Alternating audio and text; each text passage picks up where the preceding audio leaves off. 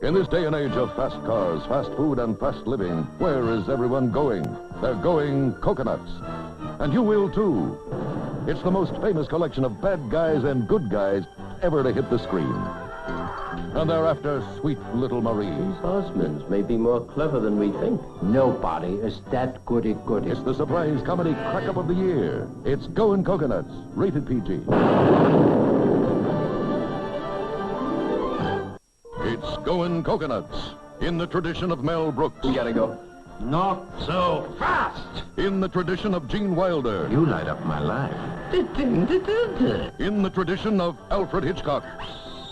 And now the tradition continues with Donny Osmond and Marie Osmond as you've never seen them before. It's the surprise comedy crack-up of the year. Goin' Coconuts, rated PG.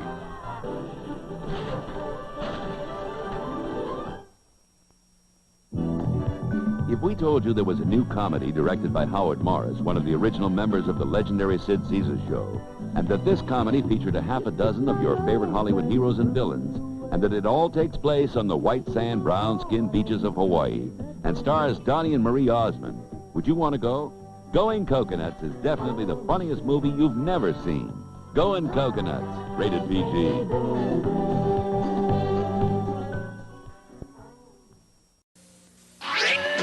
9 to 5 has the critics raving on Overtime. Bingo.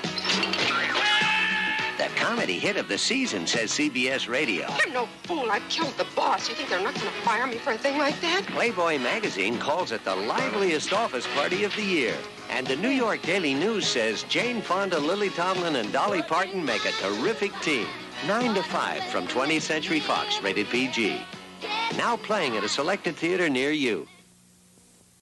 We're gonna go Hawaiian. Hawaiian Punch is the taste, the one and only taste. That really goes Hawaiian. You get the taste of the juice. 7 natural fruits, come on and go Hawaiian. Hawaiian Punch is more than just a cold drink. It's 7 natural tropical fruits come together with 10% fruit juice for the taste everybody loves. Hawaiian Punch is the taste, the one and only taste. That really goes Hawaiian. Go Hawaiian.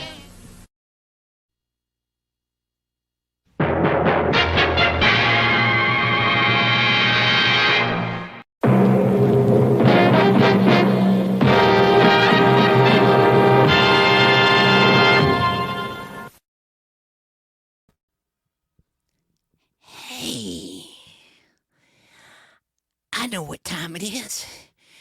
It's New Year's Eve time.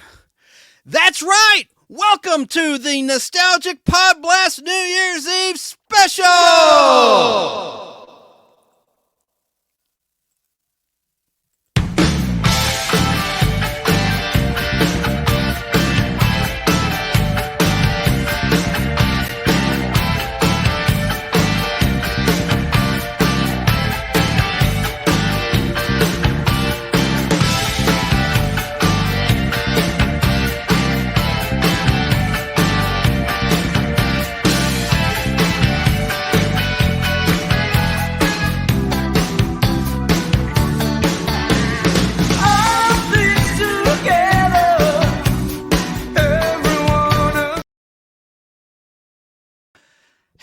Hello, and welcome to the Nostalgic Podblast New Year's Eve Impromptu Special. Not going to be on too long, but I have so much entertainment for you, so many clips, and we can play a little game. Let's guess how long it'll take for the stream to go down on YouTube Live. Hey, everybody. Hey, listeners at Fistful of Radio or Apple Podcast or Podbean or Spotify. Appreciate you very much. I would encourage you to go to The Nostalgic, with a C, not nostalgia, The Nostalgic Podblast YouTube channel. And all you have to do is Google or go to any search engine of your choice and search The Nostalgic Podblast, and right at the top will be the YouTube channel. Or go to YouTube directly and search The Nostalgic Podblast, and you will see an image of the Poseidon Adventure, which we'll talk about in just a moment. Now, in the pre-show commercials I just ran, there was a reason I selected those. It's foreshadowing of stuff we're going to talk about tonight as we celebrate the dawn of 2024. Can you believe it? And we say goodbye to 2023. Now, I'm not going to say goodbye to pop culture icons that we lost. We did that last time with Sarah. Sarah was on with me last time. We talked about and celebrated those people, so I'm not going to rehash that. This is going to be a happy show, but it will take a little dark turn at one point because of someone I saw at a grocery store today that freaked me out of 10 years growth. It was terrifying. It reminded me of a movie. I'm going to play a trailer to that movie. We'll briefly take a dark turn, but this is going to be a happy, fun show. Family-friendly show as we celebrate New Year's Eve. So that's right. It's Podblast time. How are you? How are you? How are you? I'm going to put your comments on the screen in just a moment. I'm not in chat at the moment, but I will be with you. I know Sarah was there earlier. Lance Chafin was there earlier. Hey to you, Lance. Hey to you, Sarah. And of course, this show, The Nostalgic Podblast, is your weird, informative, and hopefully fun time capsule of memories of days gone by as we forge ahead together in 2024 in this game we call life. Remember the Milton Bradley board game Life? Well, I was more of a Monopoly man myself. But now we're reminiscing about life, specifically pop culture history and life experiences that we all have in common. That's what this show, The Nostalgic Podblast, is all about. This is the Nostalgia Show with a bite. Welcome, I'm Chance Bartels, your host. No relation to Chance the Rapper. Oh, man, I really mean it this time. Brace yourselves, because we've got a good one for you today! As Steve Harvey says at the beginning of Family Feud. By the way, if you want to call in to talk about anything nostalgic or reminisce on anything in 2023 in terms of pop culture, the phone number is 770-438-1050, and that's a toll-free number in the continental U.S., and I think in Hawaii and Alaska too. But anyway, 770-438-1050, or simply comment here in the chat. I will monitor the comments, put them on the screen. We're in Facebook Live, Twitter Live, YouTube Live, and Twitch. So hello. And I'm really interested in your thoughts, and I'll put your comments on the screen in just a second. I've said that 3 times now. Good Lord. I got to do my disclaimer because I got a lot of clips loaded up. Okay, disclaimer. In terms of the video and some of the audio clips I'll present to you tonight, I do not represent the owners of this material, which would include companies like Disney and Sony, Warner Brothers, or any of its entities. I'm not affiliated with them at all. This is a live educational interactive lecture for fellow fans in which I earn no proceeds in any way from this presentation. I do not own any of the movie clips or musical cues. No rights are given from the rights owners or are implied by me. I encourage all to purchase official releases of this material where it's applicable, as I have. I just got my Matlock entire series set on DVD yesterday. I'm so excited about it. Because I like that show. I know Sarah does too. Now all these clips, by the way, I'm going to present were found on YouTube from other fan channels, not official channels, including my other YouTube channel, Chance Acting Demo, all in one word, with little bits of me doing shtick in movies like a little scene with Dolly Parton and Joyful Noise and other stuff, and getting shot in the head by Merle on The Walking Dead and episode 1.2 Guts and some other little silly clips like that. So these were not taken from DVDs, Blu-rays, or 4K releases. These were taken from other fan channels, so I'm assuming if it's okay for those channels, it'll be okay for us tonight. All right, now that said, let's get this nostalgic Podblast party started. Now listen, I don't know about you, but when I think of New Year's Eve movies, my goodness, I have to think of this one. This is the first one that pops into my mind. It's the Poseidon Adventure. Let's watch a trailer, and I'll put your comments on the screen. This trailer is rather long. It's 3 minutes and 20 seconds long, but it sets up the movie beautifully, and then we'll have some facts about the movie when we return in 3 minutes and change.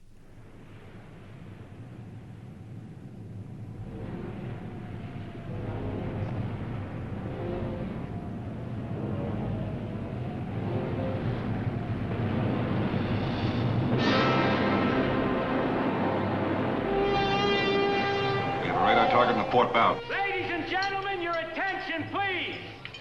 It is exactly 50 seconds to midnight. Hard left! Get up for Mayday!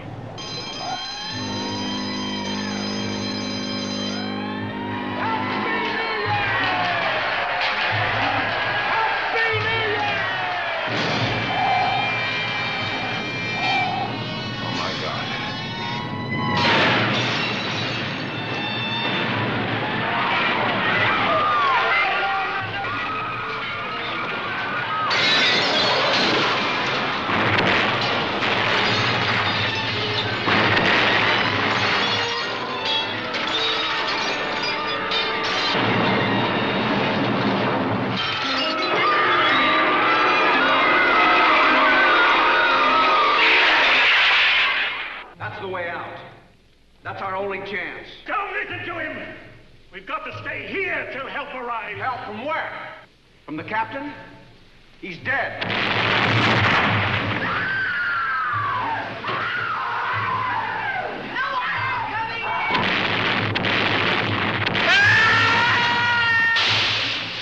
The boat tilted and he fell. The shaft blew up and he's dead. And that's it. Or do you want to make something more out of it? Donny, keep your eyes on the ladder. Don't look at anything except the ladder. I want you to give this to our little grandson, huh? Why, I'm going somewhere you're not going? Hold it. Do you know what a flash fire is? Well, mister, I'm not going to let you kill us. I'm going through that door, Mr. Rocco. You can either stand aside and close that door to keep the air from coming in, or you can try to stop me.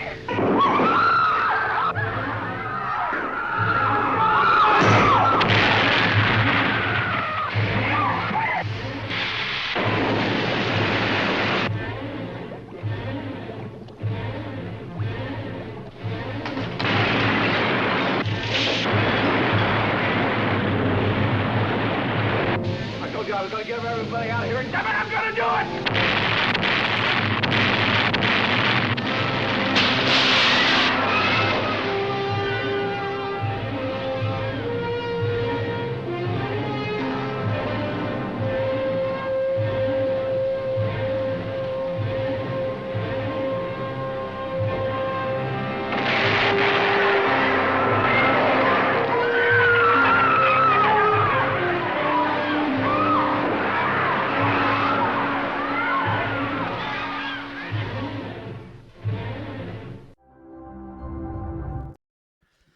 How about that? That's pretty dramatic stuff. Hello, everybody. I see K-pop junkies in the house as well.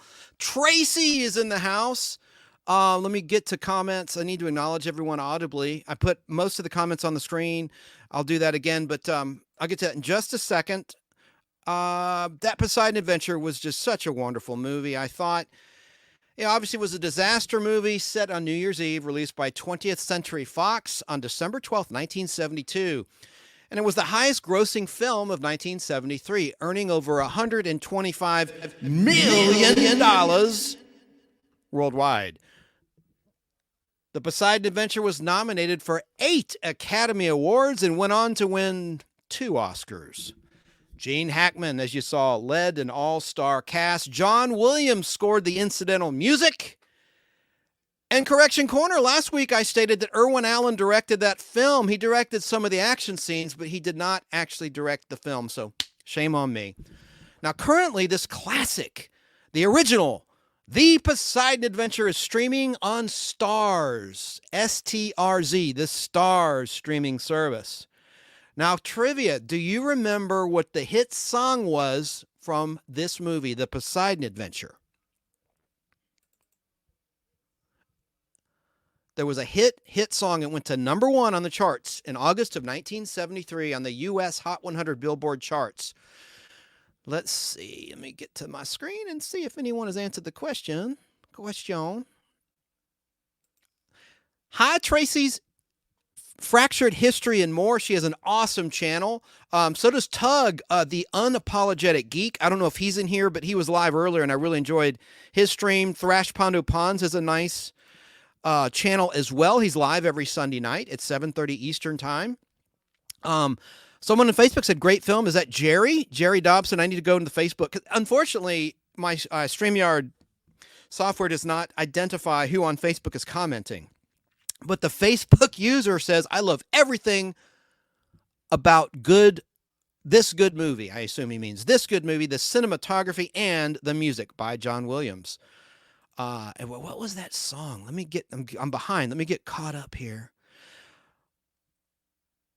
I was 8 years old when I saw it with my grandparents. The Morning After. Facebook user, is that Jerry Dobson of the great Facebook group Nostalgia World. And Tracy also got it right. The Morning After. Correct. There's got to be a morning after. I'm going to play some of that song. It'll probably get me booted off of YouTube Live. Kind of a corny song, but I like that song. Can't remember who sings it. I'm going to tell you in just a second. I got to get back to my notes, and I'm going to play a clip of that song. But let me just tell you about the song. Maureen McGovern actually sang that song, but there's a little interesting twist to it. Now, that song, as I said, hit #1 on the U.S. Hot 100 Billboard charts for 2 weeks in August of 1973, and it also was #1 on the Australian music charts in 1973. The song was written in March of 1972 by 20th Century Fox songwriters Al Kasha, with a K, and Joel Hirshhorn, who were asked to write the love theme for the Poseidon Adventure in one night. The finished product was called Why Must There Be a Morning After? But changes by the record label resulted in the more optimistic lyric, There's Got to Be a Morning After. In the film, the song is performed by the character of Noni, played by Carol Lindley, who's lip-syncing the song. She's not actually singing it, but because it was actually sung by the vocal double Renee Armand in the film only. It appears twice during a warm-up rehearsal and then later during the New Year's Eve party early on in the film before the passengers must escape the sinking wreck. And the ship is upside down, so the survivors must go to the bottom of the ship and try to, in the hopes that someone can blowtorch through the bulkhead and they can escape. I'm not going to spoil it, even though the movie's over 51 years old. I just love it. I love the movie. Now I'm going to play a making of featurette in just a moment from the Poseidon Adventure. Then we're going to move on to the Osmonds New Year's special and songs from the Donny Marie show. But let me play a little bit of The Morning After. This will probably get me booed. Let me just play a little bit of it. There's got to be a morning after if we can hold on through the night. We have a chance to find the sunshine. Let's keep on looking for the light. Indeed. Keep on looking for the light. I think that's going to get me thrown off. I can't play the whole song. Maureen McGovern also sang in Superman the movie. See, it's going to tie together. I did a show, an epic long show. Sarah, thank you for being a part of that epic long show based on Superman the movie's 45th anniversary. And I remember the Can You Read My Mind segment, the romantic segment, where she flies around with Superman around the Statue of Liberty and around the ill-fated Twin Towers and other objects in Metropolis, really New York City. And she reads poetry. Well, Maureen McGovern sang that. I'm going to play that in a minute, but let's stay on Poseidon Adventure. I'm going to play a great making of little documentary piece. It's 9 minutes long, so bear with me, but then I can get caught up on the comments and I'll put the comments on the screen. And then I've got a whole lot more for you. Dick Clark, New Year's Rockin' Eve stuff, some trivia.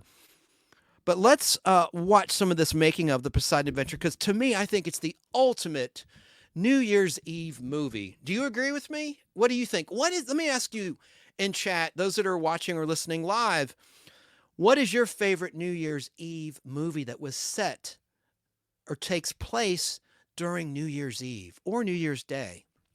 It could be of any genre, comedy, horror. Just what's your favorite? Poseidon Adventure is my favorite. Now let's look at some of this making of, and I'll get caught up on the comments in chat.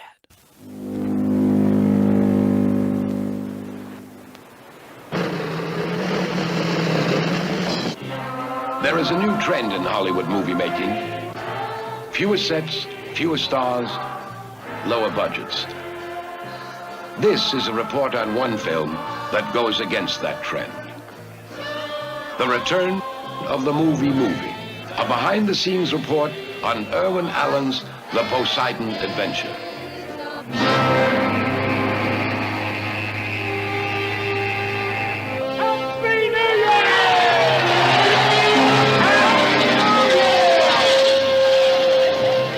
At midnight on New Year's Eve, the luxury liner SS Poseidon, en route from New York to Athens, is hit by a 90-foot tidal wave. Oh, my God. And capsized.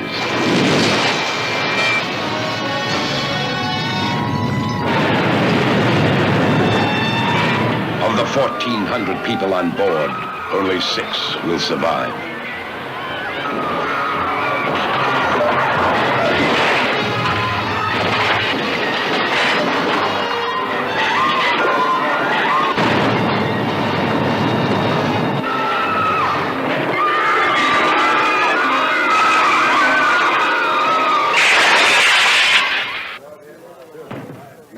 Key light on Stella Stevens, please. Here on this soundstage at the 20th Century Fox Studios, a cast and crew of over 400 skilled technicians and performers are at work on one of the most complicated and elaborate films ever made.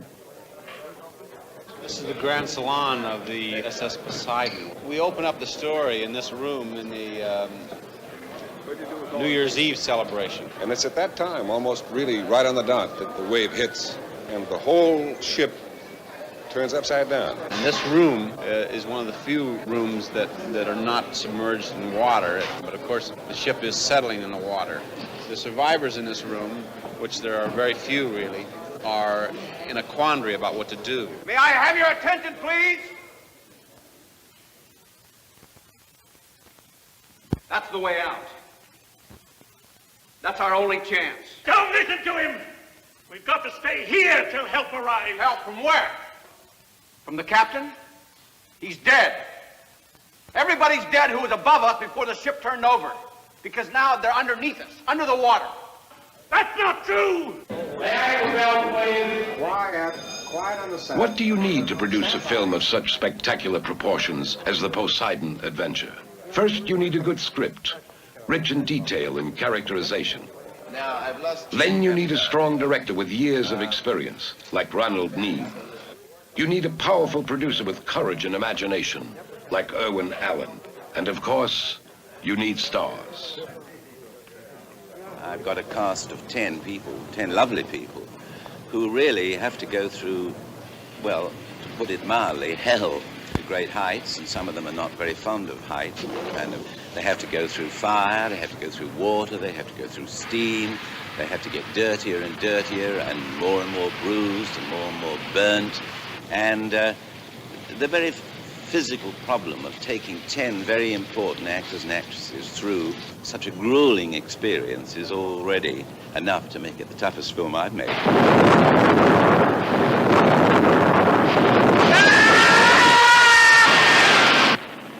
You'd be astonished at how much of the really, really tough work the stars have done themselves. Donny, you all right? I'm sorry. I can't move. I can't. You know, I think it's always interesting if an actor can do whatever he can do to make it more exciting for an audience. I'm a very good swimmer. Johnny Weissmuller taught me to swim years ago in Brooklyn. But I want to practice underwater swimming. I did give a solemn warning to every member of the cast. I said, now look, before the film is over, you're all going to hate my guts, but I can't help it.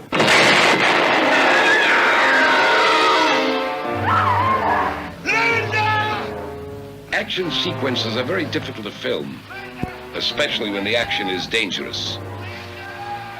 On a production the size of The Poseidon Adventure, there are many more people behind the camera than in front. Here at the daily production meeting, producer Irwin Allen and the key members of his staff discussed the problems of each day's shooting. Always present is art director Bill Creeber. This picture for a production designer has been both a nightmare and a dream. a nightmare just because of the nature of it, the upside-down sets, the lighting, any hint that we can give that the ship is upside down. The dream, of course, is the opportunity to have a picture like this to work on comes along just once in a career. Please, you know, which is a very good taste. I must talk to you. Here, stunt coordinator Paul Stater works with producer Irwin Allen in preparing one of the most exciting sequences in the picture. May I have a bell, please? All right, may I please have your attention? Hold the hammer. I need a couple of dead people, maybe somebody on the light here, Paul. Right there. Yeah, a dead lady would be good. Now, is there somebody, a woman, that could fall in here? Would you raise your hand? Those that are going to get killed, raise your hand. All right. Irwin Allen has, as a producer, a tremendous drive, stamina, and tremendous determination. He also, of course, has had experience as a director. And I know that if he says such and such a thing is going to be done and will be ready for you to shoot, I know it's going to be ready. I don't want anybody to run any risk of being hurt. What we're going to do. Yeah. Of primary concern to producer Allen is the potential danger to the cast and crew. Okay, so that no one is in danger, is that That's right? right. That's the reason why I want Not one chance in 10 million. I don't think there's one chance in 10 million. Okay. He's very dynamic, Irwin. And he's gotten this movie together at a time when they just don't make movies like this anymore. And people, I say I'm doing a film, and they say, oh, yes. And they say, oh, yeah, but wait a minute, I'm really doing a film, you know. And I start telling them about the people in the film and what we're going to do and the shooting schedule. And their eyes get bigger and bigger. And Let's go make a rehearsal. Yeah, huh? let's make a rehearsal. You've all been marvelous. Just be patient a little while longer. I'll have you out in a minute. And the 5 ADs and 10 hairdressers, you know. Now, at this point, there will be the first explosion, and you will run. Now, where are the dead people? Good. They're not going to just take a bucket and throw the water in your face, you know. It's going to be a wall, even on the set when we shoot it. It's got to be a very big wall of water. Let me hear speed, gentlemen. Speed, camera. You are now milling about and concerned.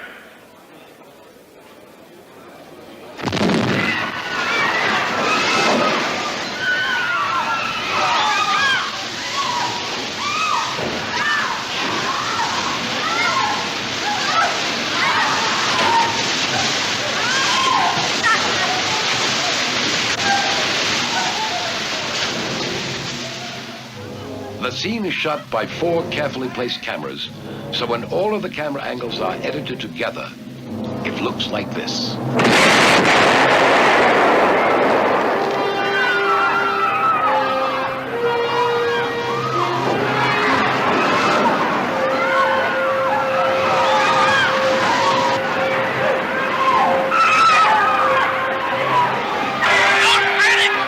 One of the big problems about this film is that the hardware could get in the way of the people. And to quote Frank Capra in his autobiography, people really and truly are interested in people. Now, all you people that are here... Kaleidoscope Films wishes to thank the people of the Poseidon Adventure. Gene Hackman, Ernest Borgnine, Red Buttons, Carol Lindley, Rodney McDowell, Stella Stevens, Shelley Winters, Jack Albertson, Arthur O'Connell, Leslie Nielsen, producer Irwin Allen, director Ronald Neame, and the hundreds of artists and technicians for their cooperation in filming this report. With special thanks to 20th Century Fox for scenes from Irwin Allen's The Poseidon Adventure. Let's go down to the bottom slowly. Move around a little to your right, dear. All right, hold it quiet. Here we go. Straight away. Herman. I think I can mark her.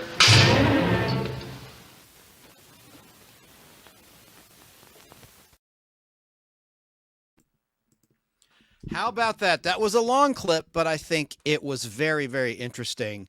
And I see that Kim Ponder is there on Facebook Live watching. Hello, Kim. You were the one that commented that you're going to watch the movie tonight. Kim Ponder says going to rewatch it later tonight. Very good. And it's on Stars, and it's always best to own it. Look, I've got the Laserdisc here. Talk about old school. I posted it in the Nostalgic Podblast Facebook group and did a little piece on it. But there is the Laserdisc in plastic. It was $50 when it was new. The Laserdiscs were not inexpensive. And luckily, I had a place right around the corner that sold Laserdisc and rented them. And it was just the bee's knees at the time. So that's what the Laserdisc looks like to the Poseidon Adventure. We're going to move on to another topic in a minute. The Osmonds. I just want to play that Maureen McGovern, Can You Read My Mind? I think I can get away with playing this clip because I don't think it was ever released as a record. If it was, the stream will go down on YouTube Live, but it should come back on. Let me just address some more comments. Hello, John Orchard. John Orchard had said, Happy New Year, everyone, earlier. I put the comment on the screen, but I just want to acknowledge that right now. And it was indeed Jerry Dobson of Nostalgia World on Facebook. Hello. Tracy liked the clip of the documentary. No credit to me. I just find the stuff and air it for you good people. She says, it's great, nostalgic. And then also Tracy adds, Happy New Year's Eve, guys. Happy New Year's Eve to you, Tracy. She has an awesome YouTube channel, Tracy's Fractured History and more. Thanks, Chance. The information on the camera angles is interesting. Yes, and there was a shot that they reused in the opening credits of season 1 of The Fall Guy. I might fall from a tall building. And you see that shot of a guy, a stuntman, falling onto the lights, which was the ceiling of that set. And you see, someone out there knows what I'm talking about. In the opening credits, they used a lot of stock footage of other 20th Century Fox movies, and The Poseidon Adventure was a 20th Century Fox film.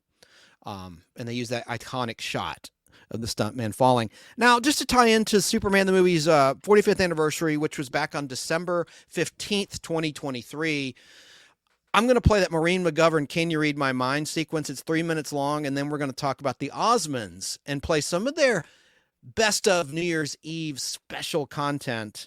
But let's try to play this, and let's all collectively say a little prayer that the stream remains up.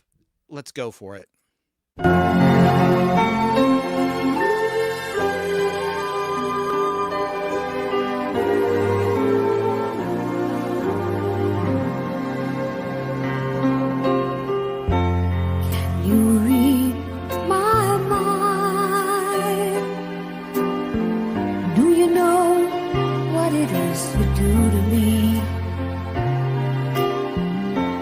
Don't know who you are, just a friend from another star. Here I am, like a kid out of school, holding hands with a gun. I'm a fool. Will you look at me, quivering like a little girl, shivering? You can see right through me. Can you read my mind? Can you picture the things I'm thinking of? Wondering why you are all the wonderful things you are.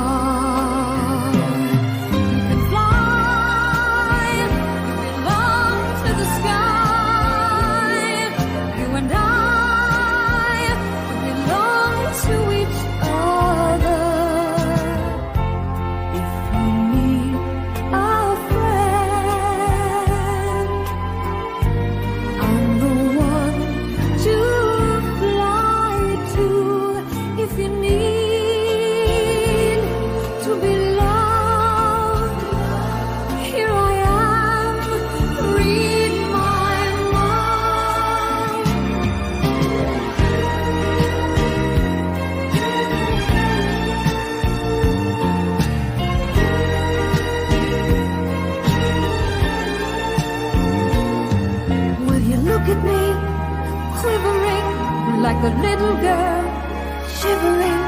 You can see right through me. If you need a friend, I'm the one to fly to. If you need to be loved, here I am. Read my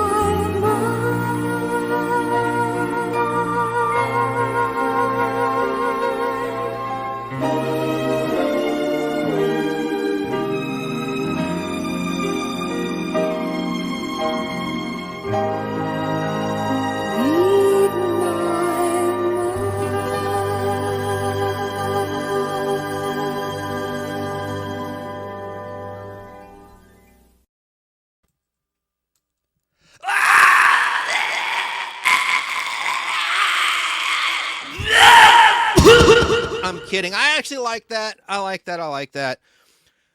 Little on the corny side, but I like that performance. And like Lady Pop Hunter said in my last stream, she was with us. She has a great YouTube channel, and as well as one she does with her husband called Open by Chance Toys. She pointed out this is when people could actually sing. It wasn't a voice box, you know?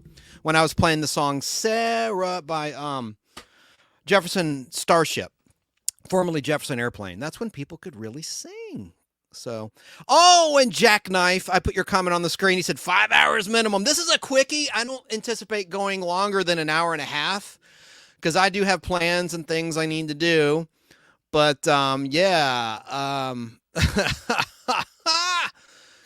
Yeah, I tend to go. That's been my average lately is 5 hours, for goodness sakes. Is that not crazy? My gosh. Meme potential through the roof. I don't know what he's talking about, but cool. I'm happy you're here. Happy everybody's here. So let's get to some more stuff. And the stream stayed up, so our collective good thoughts and prayers worked. All right. We're still, I can tell by my other monitor in the other room. Now, look, I played a little bit of a sappy song. Let's play something that rocks right now from 1976, New Year's Eve, 1976 into 1977. These are the Osmond brothers, and this song rocks. This song is a complete jam. It's called Music Through the Ages. Let's listen to this together. Ladies and gentlemen, my brothers, the Osmonds.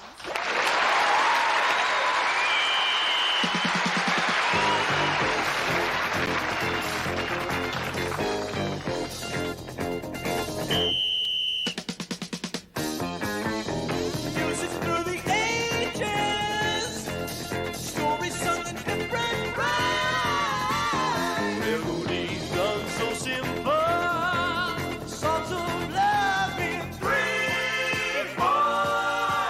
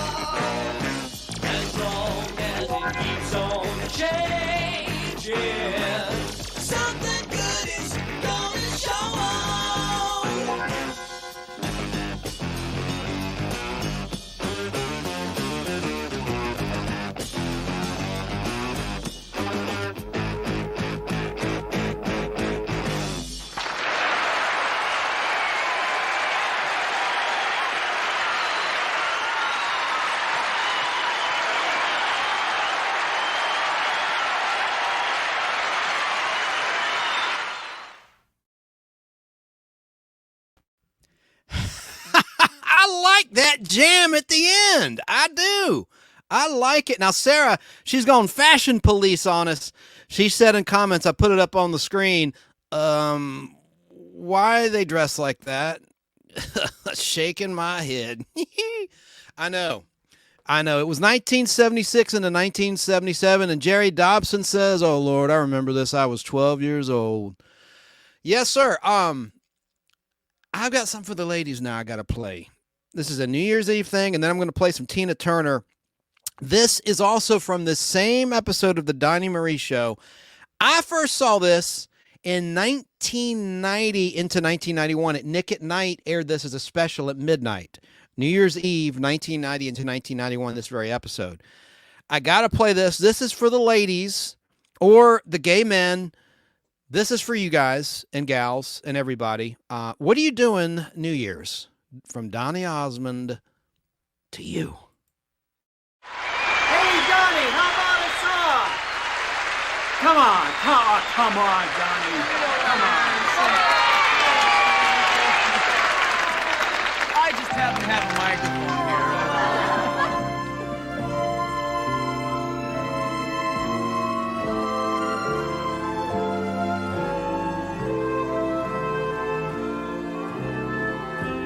Maybe it's much too early in the game. Oh, but I thought I'd ask you just the same. What are you doing New Year's? New Year's Eve. Wonder whose arms will hold you good and tight when it's exactly 12 o'clock that night, welcoming in the new year, New Year's Eve. Maybe I'm crazy to suppose I'd ever be the one you chose out of 1,000 invitations you receive. Oh, but in case I stand one little chance, here comes the jackpot question in advance. What are you doing New Year's? New Year's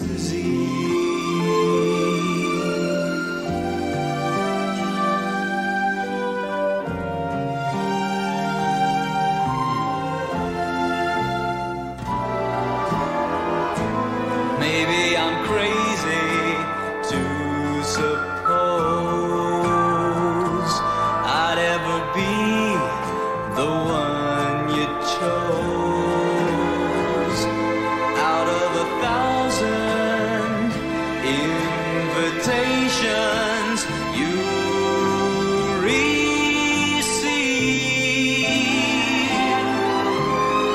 Oh, but in case I stand one little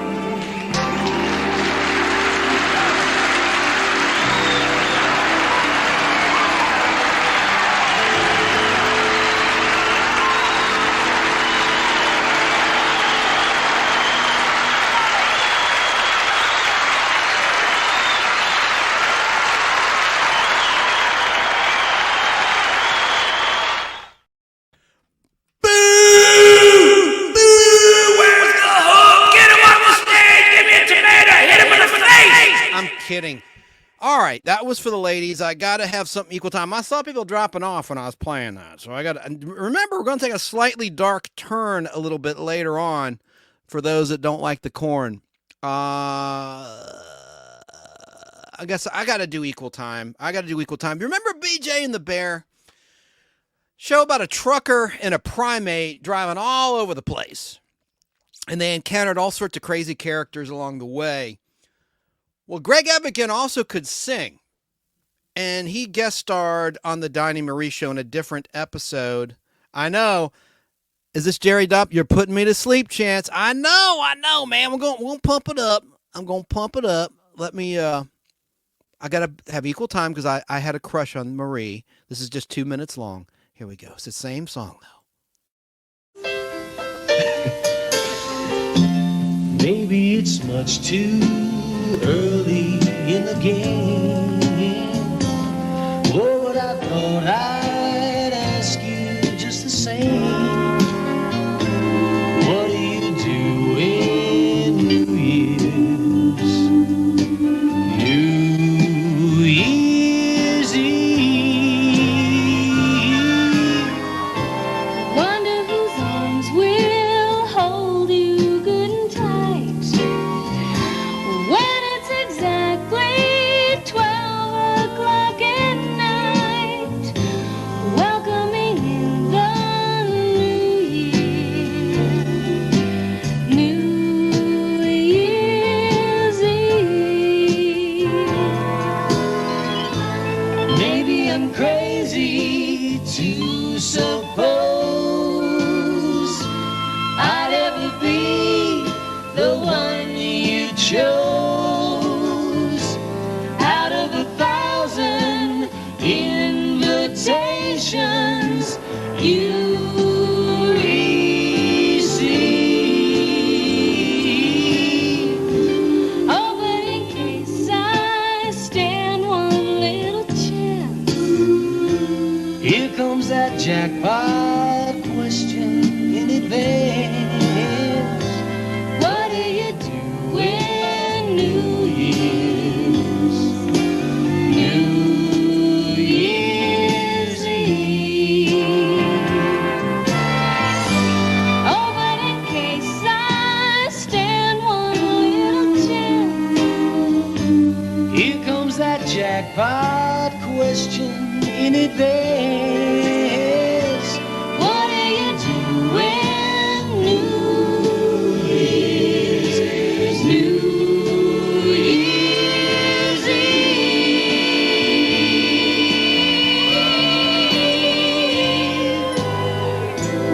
What do you do when New Year's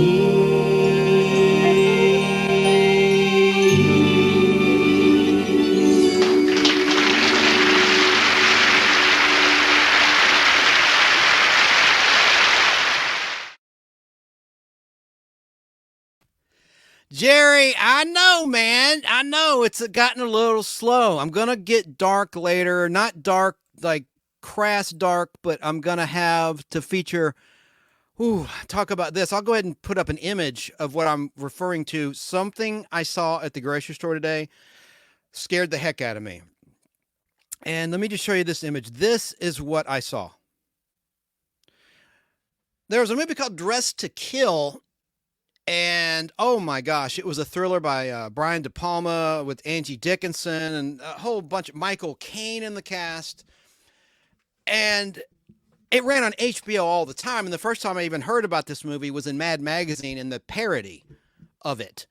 And oh my gosh, I don't know if I should just jump into this now because I have some other Osmond stuff I'm going to play. I can't think of any other New Year's Eve songs, man. I mean, excuse me, Jerry Dobson.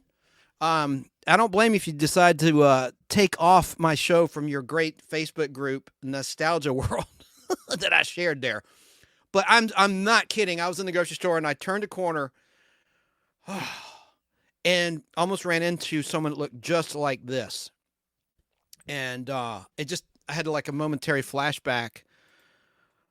There's that in the scene in the movie, the killer slashing Angie Dickinson's hand. It's those little pains like that that you can feel, that scene freaked me out.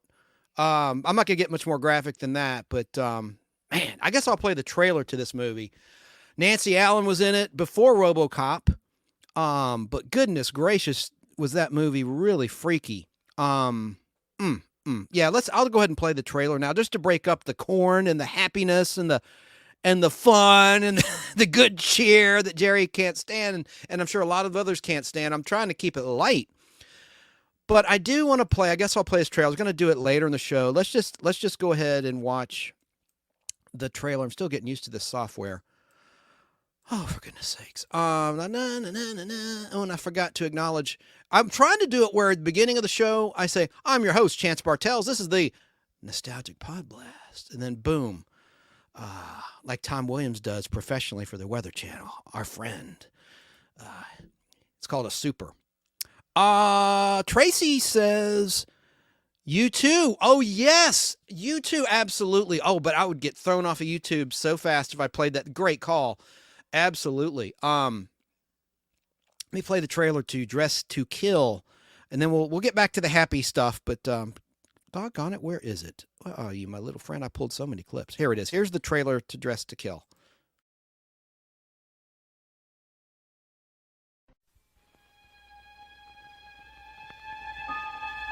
Do you find me attractive? Of course.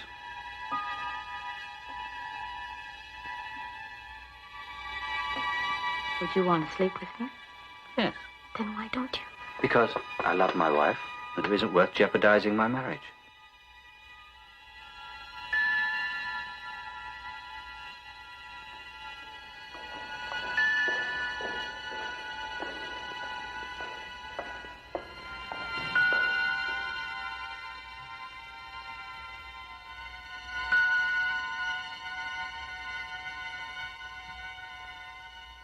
I'm sorry.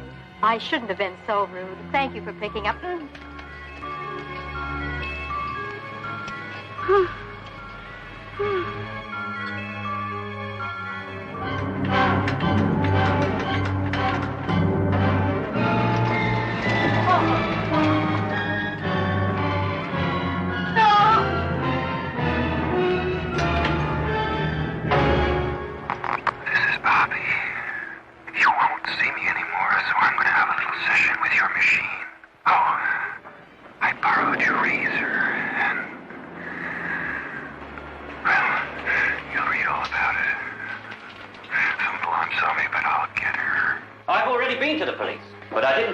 Bobby, I wanted to talk to her first.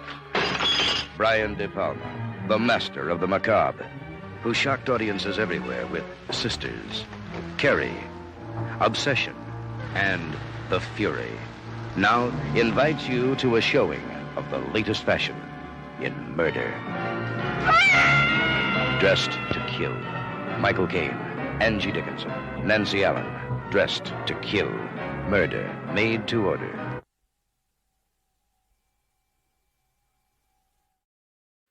Am I back? Wow. What a weird trailer. And he did a movie after that called Blowout with John Travolta and Nancy Allen. That was his wife at the time. But, man, that movie was freaky. So I'm just going to quickly talk a little bit about that movie. Then we'll get back to some New Year's Eve fun and happy stuff. But it was released back on July 25th, 1980. The budget was $6.5 million. It made $31.9 million. There's not a whole lot to say about this film, except, God, that really, that scared the heck out of me, that killer. Should I spoil it? Should I spoil who the killer is in that movie for those that don't know?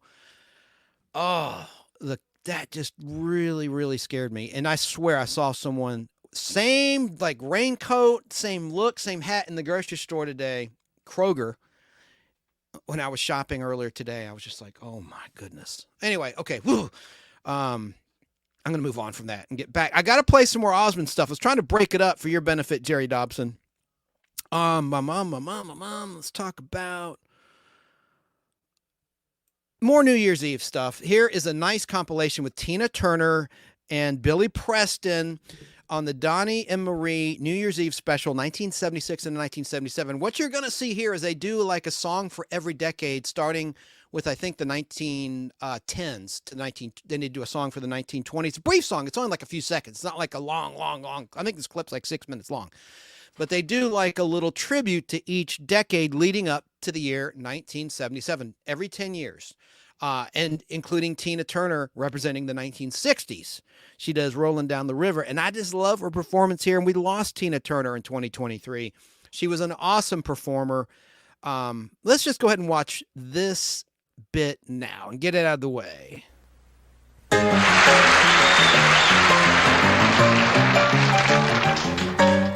When you hear them New Year's bells go ding-a-ling, pretty people, won't you all join round and sweetly start to sing? And when the old verse am through, in the chorus y'all join in, there'll be a hot time in the old town.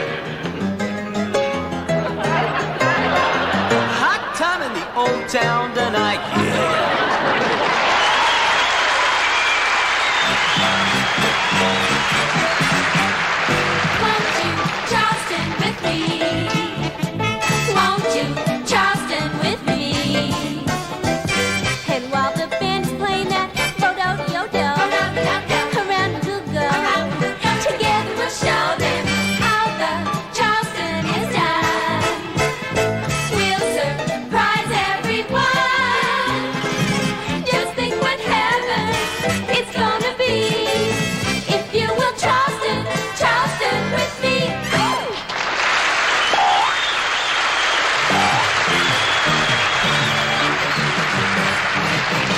Have you seen the karaoke?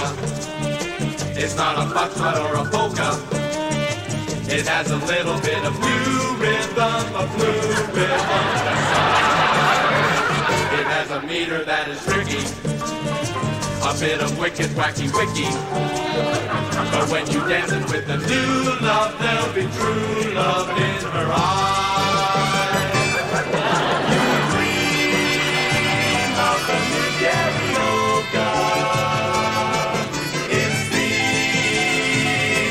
Kiss and a sigh. You dream of the when music and lights are gone and we're saying goodbye.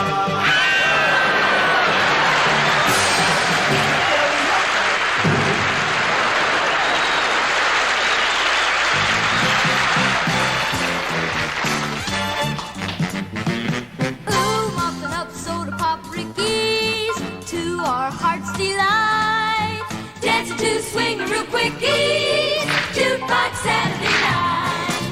Goodman and Kaiser and Miller help to make things bright. Mixing hot licks with vanilla, jukebox Saturday night. Money, we really don't need it, we'll make out alright. Let the other guy feed that jukebox Saturday night.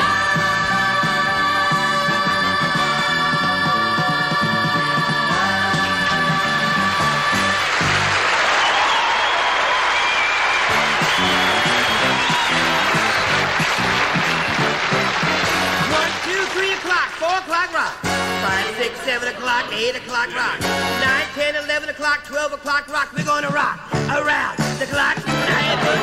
Rag on, join me, hon. Have some fun when the clock strikes 1. We're gonna rock around the clock tonight. We're gonna rock, rock, rock till the broad daylight. We're gonna rock around the clock tonight. We're gonna rock around the clock tonight. Elvis Presley.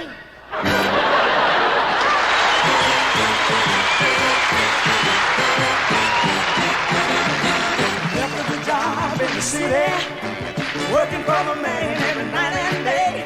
And I never lost 1 minute of sleep and worried about the way things might have been. The big wheel keep on turning, I'll really keep on burning.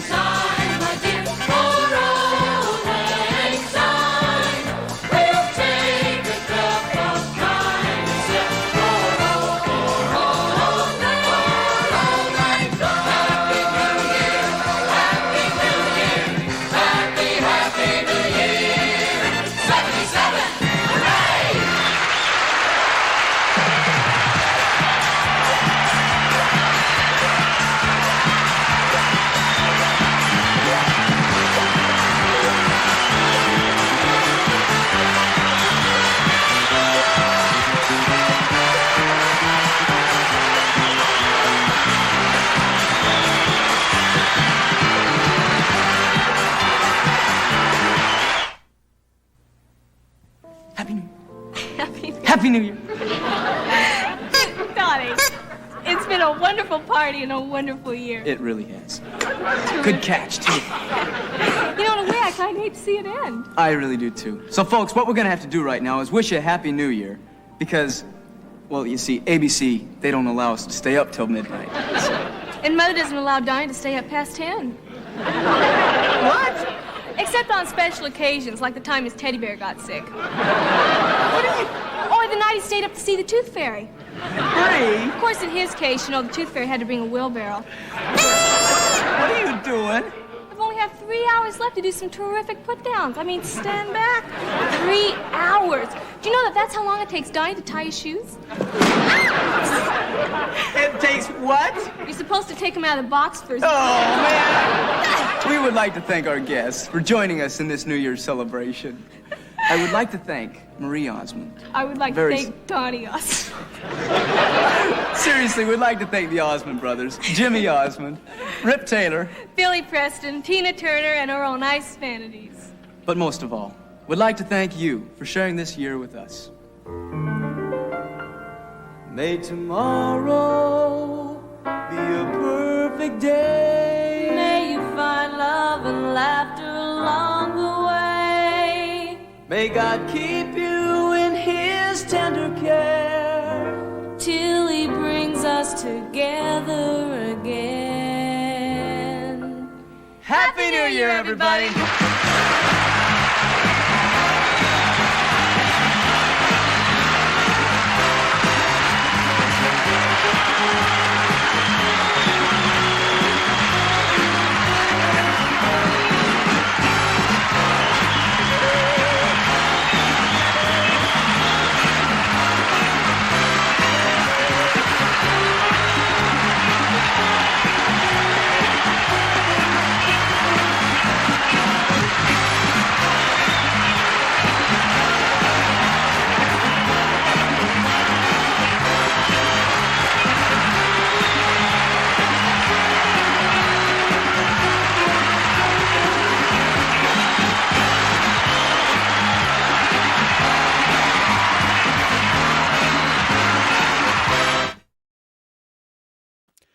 Sid and Marty Krofft. We talked about Marty Krofft passing away in 2023.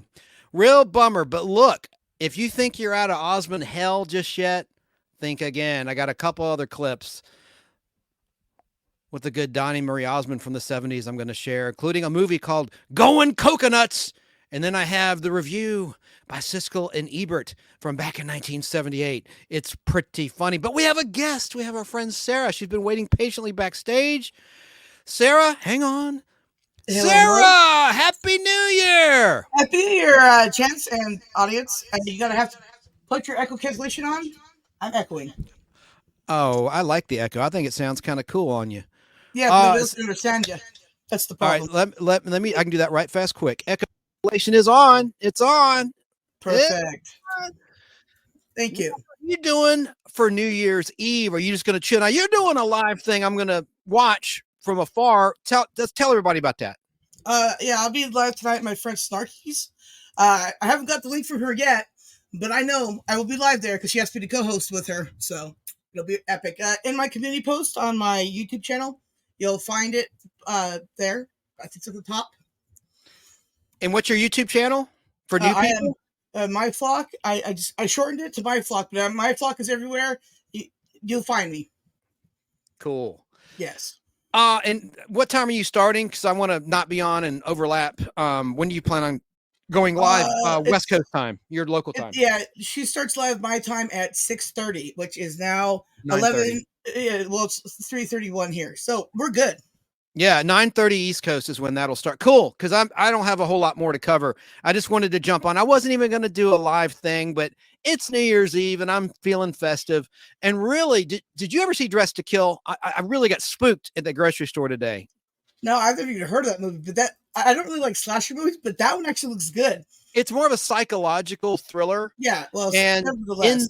there was a controversy because in the beginning of the film, this isn't a spoiler, just right at the beginning, you see Angie Dickinson nude in a shower, and she's having fun with herself. Let's just say family show, But it turns it was a body double, and there was speculation: was it really her or not? Did he use a body double for the nude stuff? Yeah, But, that's a good way to sell a film. Is it her or not? We got to watch it and find out. Exactly.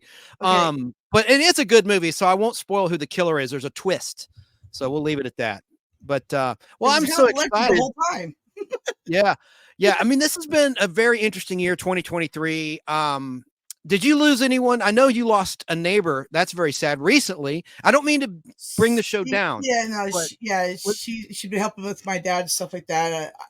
She was, I don't know, probably 60, whatever the heck. But my point is, she was a friend before she started helping out with that. We used to watch each other's birds the whole 920 yards, and she lives right across the street, so it's even harder, right?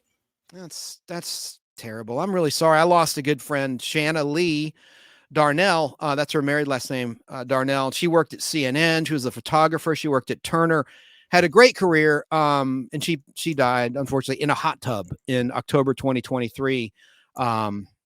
Stayed in a little too long with some neighbor girlfriends, and apparently they were having some champagne, and it's just not a good combination. It can constrict your blood vessels. But she had 2 little boys. I don't mean to be a downer. I'm really sad about that. I'll put her picture up real quick while we're talking. But was 2023 a good year for you, Sarah, or was it a bad year, or just more of the same? It's more of the same. I mean, I think the worst probably part about this year would be my dad going on hospice, right? Absolutely. But he's still here at this point. So at the end of the day, it's just a normal year.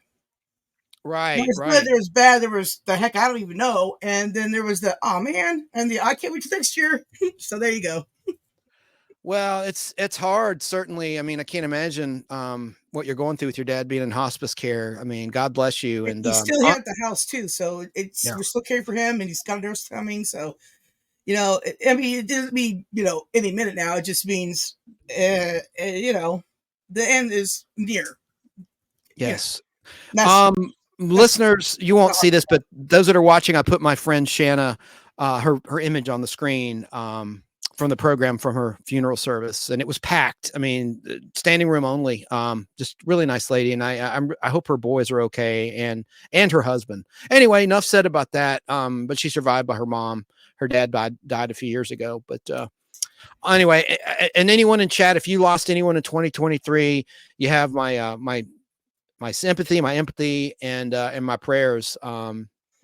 Anyway, I don't mean to bring the show down. And you mentioned the audience. We also lost the bird, but now I can stream later because that bird's not here anymore. So, I also, a friend of the show passed away this year. I've already talked about him, but he used to call in all the time, and he passed. I don't know the cause of death. He wasn't that old. It was probably death that killed him, anyways. Just saying. Jason Woods' his name, and I went to a comedy show with him about a year ago, Jim Gossett Comedy. And anyway, I'm shocked. It's shocking when somebody passes away. But I was going to mention, Sarah, my audience is the Podience, and that's because of a friend of the show, Danny Cochran's wife, came up with that, and not potty like Potty, like you take a whiz in, but pod like a podcast and audience merged to form the word Podience. The Podience is listening. So anyway. That fucking audience. Let's see. I got a comment. Facebook. Okay, guys, I've got to get going to go to a party. Lucky. Get drunk for me. Jerry Dobson of Nostalgia World on Facebook. Good, because I got some Disney stuff I've got some Donny Osmond clips coming up that you won't dig in anyway. So see ya. No, I'm glad you're here for a while. You're here. I'm just teasing. What else was I going to show? I'm still getting used to the software. Let's put our names up. That would have helped when I'm asking you about your channel. Well, yeah, but I don't have our names up. Yeah, they are. Boom. That might have been helpful. Huh? Well, yeah, but I have it both on my virtual background on that one there. See, cool. And my birds. So if you hear them, it's because they had to go to bed early today and they didn't like that. And I said I'll make it up to tomorrow by getting them up early. I really won't get up early because I'll probably be too hungover. But that's not the point. Do you have any traditions New Year's Day? I'm going to have black-eyed peas. I'm going to go to my mom and dad's house. She makes black-eyed peas and chili. I'm like, what? Huh? Oh, the band Black Eyed Peas. Yeah, no. I'm talking about the food. For good, good luck. That you had more respect. Oh, good. You meant the food. Thank God. Yes, that would be a good tradition to have. That food. Very, very memorable foods. Yes. Scared me for a minute, though. I thought you lost your mind. I was like, oh, no. Oh, I've lost my mind a long time ago. Yeah, I was talking about not Fergie, but Thank God. Hey, I want to also mention, I've talked ad nauseum about Superman, the movie. And, you know, Sarah, we did hours and hours. I mean, you were right with me celebrating the 45th anniversary of Superman, the movie. My friend Curtis Langlow interviewed one of the cast members of Superman, the movie. And I'm running it on my Fistful of Radio outfit, streaming out of Atlanta. And also in his direct platforms, it's there at retrozest.com. Anyone that's listening, you can't see this, but for the viewers, I put up some nice art that Curtis designed to promote the interview with Diane Sherry Case, who played Lana Lang in the first Superman the movie. She had some brief scenes. She had more scenes in the extended cuts of Superman the movie, but she was a trip. She caught Curtis off guard. She talked about how she was a pot-smoking hippie chick when the movie was made, and Curtis was taken a little aback by that. It was pretty funny. Anyway. All right. Good interview. So I would encourage anyone who's into nostalgia, go to retrozest.com or Retrozest on Facebook. He does an excellent job, and this will air on Fistful tonight at, I'm running it again, I think at 9:40. It's a weird time. I know 9:40 Eastern time, 6:30-ish Pacific time. Anyway, it's a good interview. It's an hour long. It's just 1 hour. Nice. Well, now I'm going to, I didn't show this. This is my thumbnail image for the Poseidon Adventure. And you said you've never seen the Poseidon Adventure, Sarah. Yeah, I have not. And that's going to be a great thing to go watch, because all the practical effects in there are so, oh man, never mind. I can't say those words, but if for my channel, I would say they would make my something, never mind. Love it. That was great. Practical effects. And people are acting in there. Did you see like emotions on their face? It was so good. Oh yeah.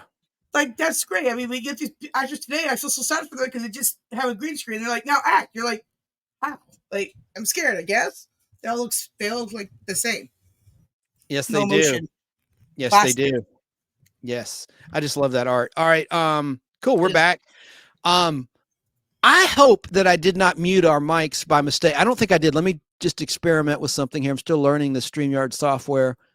No, because I would see a little graphic indicating I'm muted on each of our mics, and it's not. So cool, they could hear us talking. Cool. Yeah. Cool. I'm loving this. I got some more Osmonds stuff. Now, this is a trip. Now, I'm sure you're stocked up and ready for your New Year's Eve party. Sounds like you are if you're talking about hangovers. Well, no, I mean, listen, I don't know how long it'll go for. But I'm not going to go much longer. Maybe another 30, 45 minutes, and then I'm going to start partying. Tonight, the other party. I don't know how long it's going to go for. I might be in bed, just going to bed when the sun comes up, and I'll have to get him up. So, we'll see how it goes. Very cool. Yeah, you have an awesome following. I love the people that go to your channel and hang out. And whoops, I didn't mean to put that up there. Susie Chapstick. That's what we're going to talk about later. I love Susie Chapstick. I made a remark about that yesterday. Do you know what chapstick is? I mean, you were born in 82. Yeah, I have chapstick. Dude, look in my hand right now. Okay, I have chapstick. Okay, the actual brand chapstick. All right. Oh my goodness. Yes. No, I have no idea what chapstick is. What is it now? Chapstick. You get a paper cut. You put chapstick on it. Paper cut. Salt. Tracy's taken off. Hey, Tracy, thanks for joining us. Check out her channel, Tracy's Fractured History and More. Time to go. Nice seeing you guys. Nice seeing you, Tracy. Thanks for stopping by. Thanks. Now I'm gonna go ahead and play a clip. At the very beginning of the show, I played some TV trailers for Going Coconuts, which was a pretty bad Osmonds movie set in Hawaii, but it had all sorts of great character actors in it, like Ted Cassidy, the original Lurch from the Addams Family, to name one. Mm-hmm. And I have the record album right there, the soundtrack record. Now I want to play just a quick song from the movie because I'm getting in the party festive mood. And this is a really cool little song. Where is it? Here it is. My Little Grass Shack. It's only a minute and a half long. Let's watch. Ladies and gentlemen, Donny and Marie Osmonds.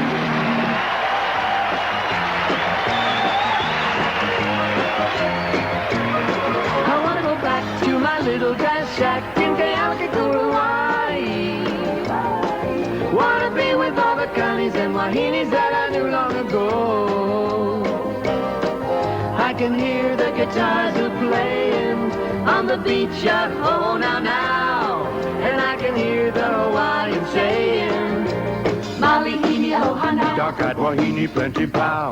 can hardly wait till my ship goes sailing in to Kona.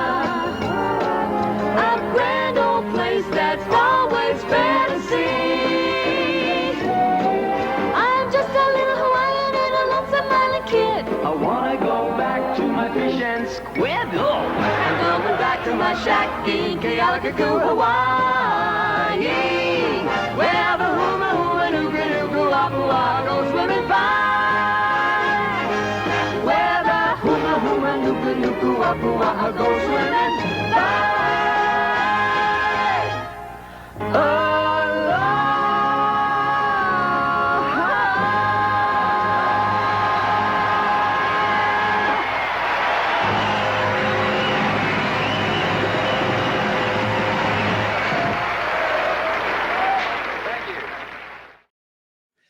Have you been to Hawaii, Sarah?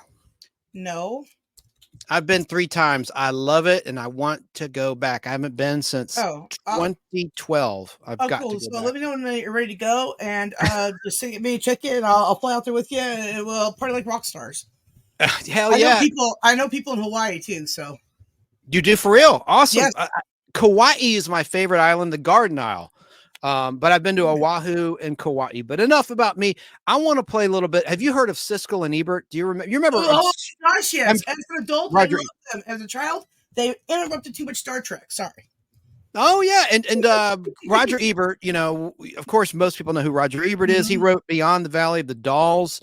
He was a very nice man. I've met Leonard Maltin, that movie critic. He used to do a book tour. He had a book that would come out every year, alphabetical listing of all of his reviews of every movie made in history. Very nerdy. At that point in time. But let's watch vintage Siskel and Ebert when the show was called Sneak Previews on public television, reviewing this great movie, Goin' Coconuts, starring Donny Marie. And say what you will about him, Jerry Dobson. I know he's no longer watching. They had great harmony. They could sing. They had talent. And I just love the Donny Marie show, and I had a big crush on Marie Osmond when I was a little kid. Let's watch the review of Goin' Coconuts.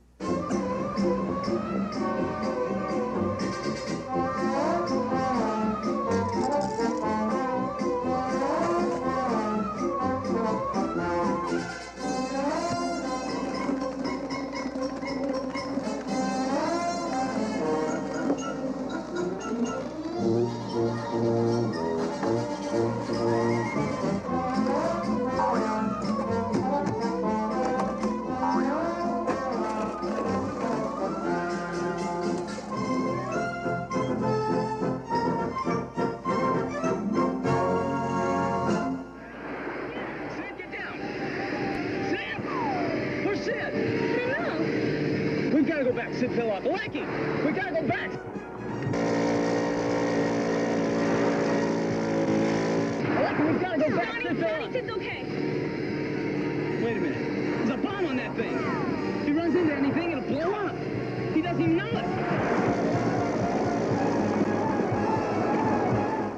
Donny and Marie Osmond, Under Fire and Goin' Coconuts, their new movie, which is probably the worst of the 5 new movies we're going to have on sneak previews today. 2 film critics talking about the latest movies. And this is Gene Siskel, the film critic of the Chicago Tribune, CBS Television News in Chicago. And this is Roger Ebert, the Pulitzer Prize-winning film critic of the Chicago Sun-Times. Now, in addition to Goin' Coconuts, Roger and I will be reviewing some serious movies. And compared to that Donny and Marie picture, I guess anything seems serious, even Richard Burton's rotten new movie. Little acting could have been used in the next film.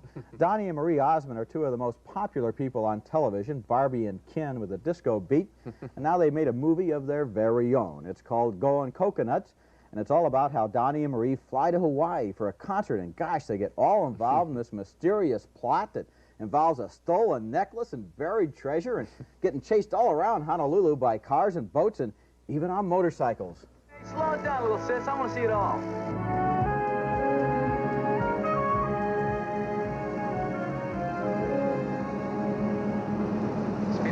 Speed it up. Did you make up your mind? that guy driving the car next to us? Yeah? He's the burglar I chased. No, what?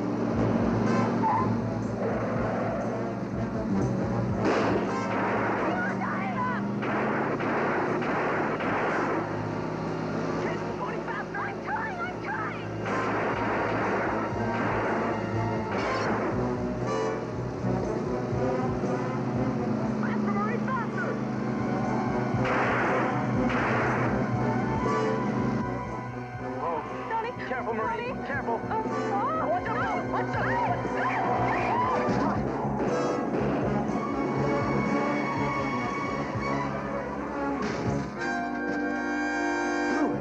They got away. We blew it. Those little creeps got away. Lousy piece of junk. So our travel industry expert tells us that visitors to Hawaii will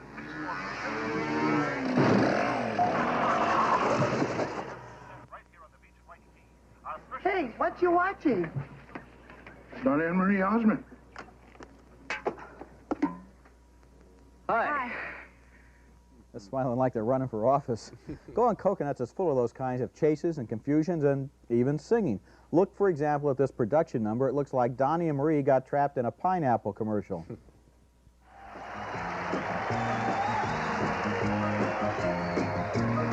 I want to go back to my little grass shack in Kealakekua, Hawaii.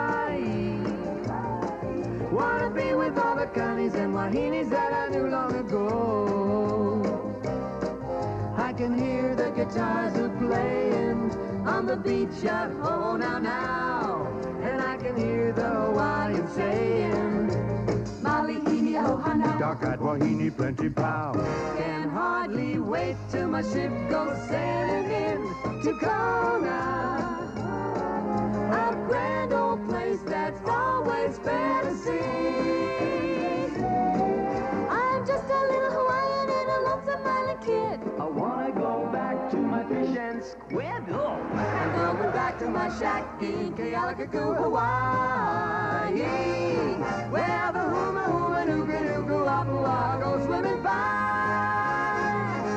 Where the huma huma nuku nuku apua go swimming by.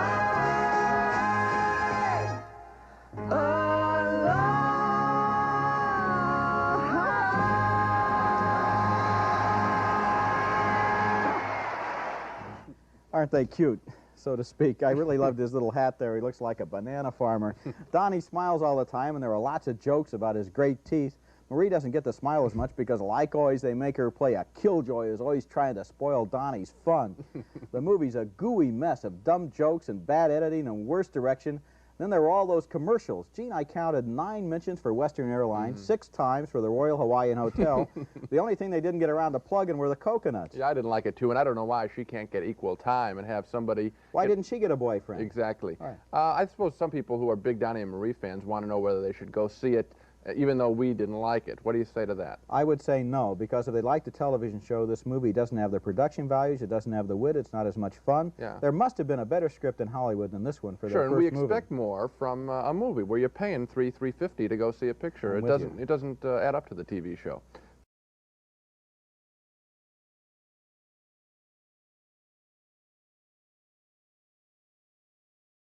Uh-oh, I fell asleep with the switch there. Okay. $350 a ticket? Wow. I mean, that's amazingly cheap by today's standards. That's for doggone sure. Oh, we got somebody new. Yes. Northwest Press 2. Is that Northwest Press 2? NW Yes. Press 2. How are you? I miss these shows. I like Donny Marie also. Let me show you. I meant to take a photo of this. Here's a rare VHS, double VHS in plastic. The best. The best of Donny Marie. I opened it from the bottom, so it's almost completely sealed. Yeah. See, the tapes, one of the volumes is trying to escape.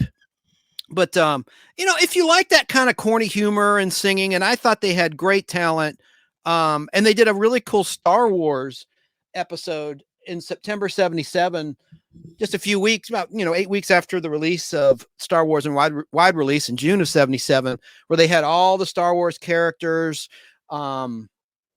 But you had Chris Christopherson playing Han Solo. It's on YouTube. I couldn't pull that one because that one typically is very heavily copyrighted. Anything Star Wars is, pretty much. I can't believe I got away with playing the Star Wars deleted scenes in a recent Podblast where I had the Star Wars trivia and I was giving away Topps cards, 1977 Topps cards.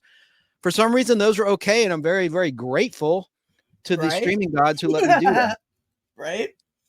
Now they did release. Oh, good, I have it right here. Where I can grab it on DVD. This was kind of annoying. There's a Donny Marie, I think from 2006, a Donny and Marie DVD set, Best of Donny Marie, but they're abridged episodes. They're like half of the episode.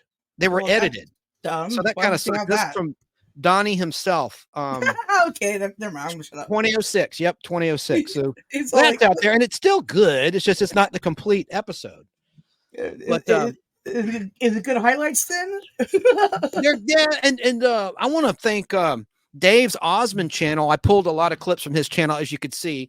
He has his okay. He clarified. He had his superimposed credit there in those clips. North Woods Press 2. Okay, cool. That's what NW stands for. So he's got a YouTube channel, NW Press 2, and Press 2 is all connected, like PRESS and then number 2. No space in between press and the number 2. Yeah, I dropped the link in chat too for everybody on YouTube. Yeah. Good people. Very good. Absolutely. Enjoyed his channel immensely. Yes, we do. Now I have a gotcha question. I'm going to get a little controversial. This is the last thing I'm going to play. It's only 1 minute and 25 seconds. The last piece on Donny Marie tonight. The great Barbara Walters was interviewing them, and she laid on them a very rough gotcha question. Let's watch and let's listen together. Listen, I have to ask you something that I know that you have heard about, and if I don't ask it, people will wonder why I didn't.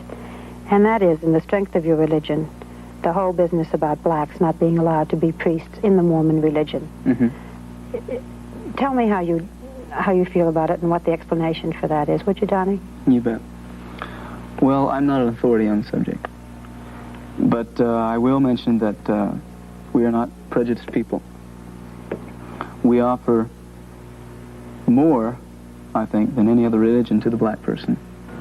And if you really want a good explanation and someone who has an authority about it, you should really talk to the general authorities of our church.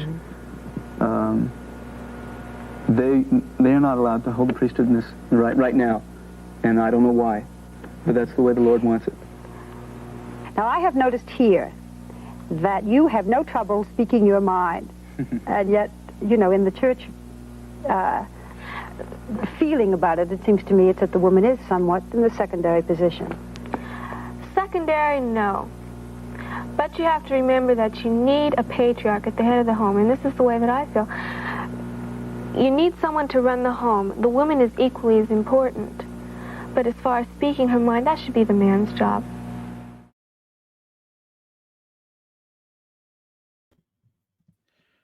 I see in chat, Sarah, you said you were raised Mormon. So what do you have to say about that? Well, by the time I was, born, blacks couldn't hold the priesthood, right? And all that stuff. And from what I understand of that, because I never looked into it, because to me it was, the past, and I had to be there. I wanted to be there. I had to be there, right? Yeah. Thank God for 18. Woo! Okay. Anyways, point of it is it was something about because. I think Cain and Abel thing, the first murder thing, and then some sort of punishment, and then one day God was like, yeah, and it's all good now, and everyone was like, oh, good, and everything was good. So something like that, and law of the land, I'm not sure. Never really explained very well, kind of a MacGuffin and a thing. Wow. Oh, I'm looking here at a list of some birthdays. Val Kilmer is 64 today. Happy birthday to Val Kilmer. He's still alive? That's so crazy. Yeah, I'm glad he is. Gosh, but yeah, man, that's something else, what he's been going through. I guess I'll go ahead and go into that. Hang on a second.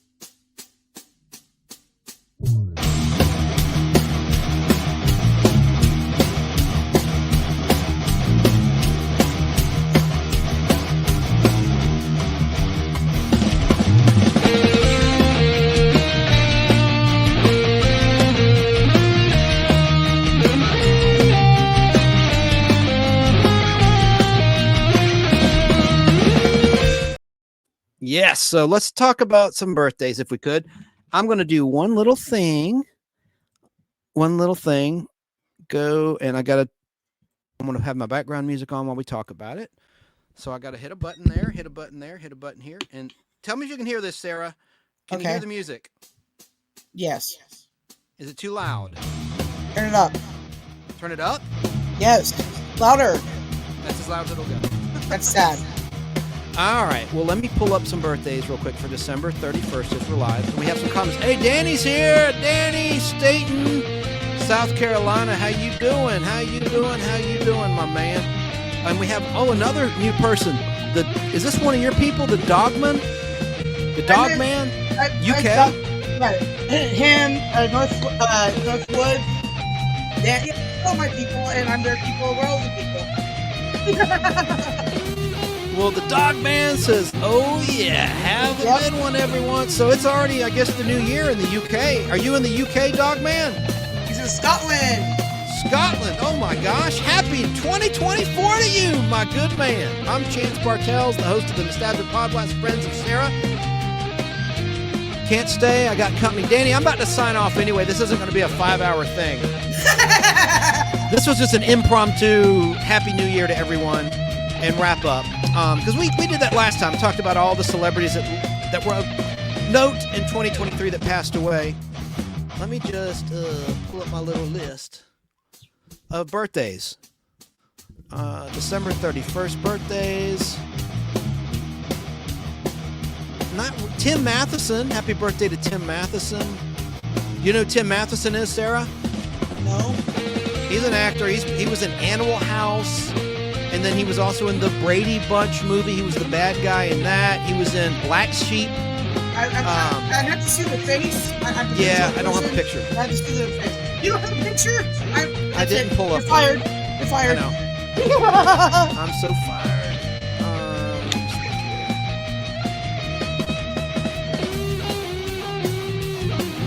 Oh, Tim Considine. Happy heavenly birthday to him. He was the original, or the only Mike in My Three Sons. He died in 2022, but he was born on December 31st, 1940. Anyone who knows My Three Sons knows who he is. John Denver. Yeah.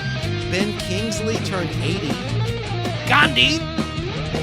And of course, he was in Iron Man 3. That was weird when he played the Mandarin. Did you see that one? And Guy Pearce was in that, whom I acted with, and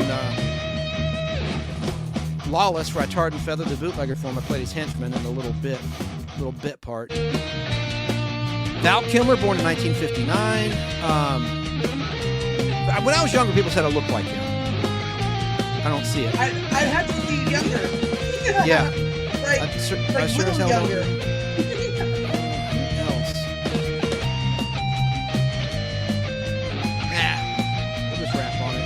We'll wrap on the birthdays, but I wonder who turned who had birthdays on January 1st. Let me look that up real quick.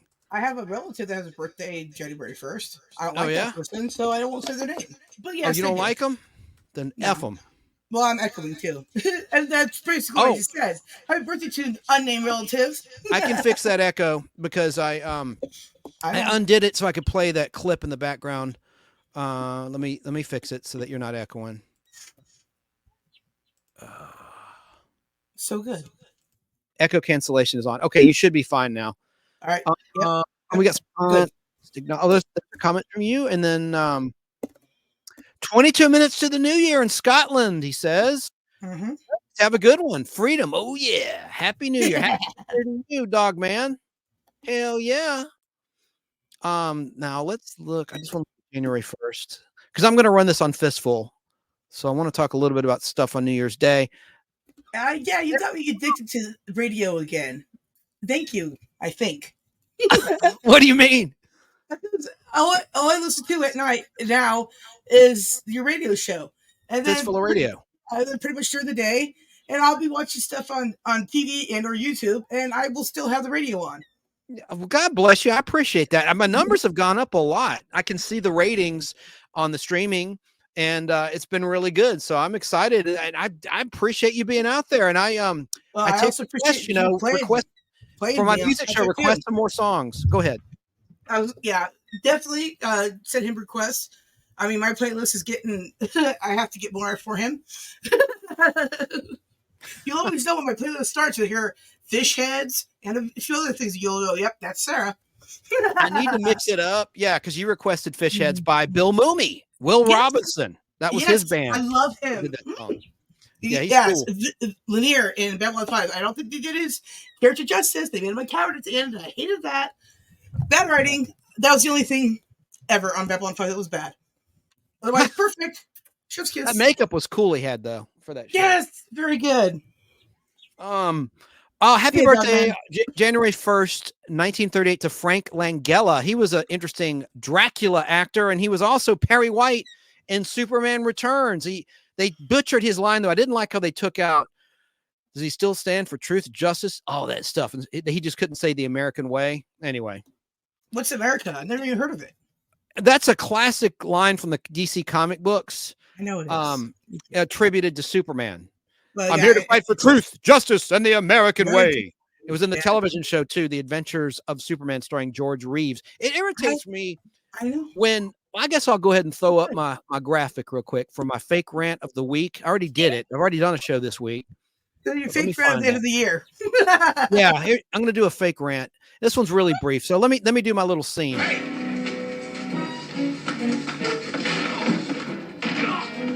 You want to fight? I'll give you a fight.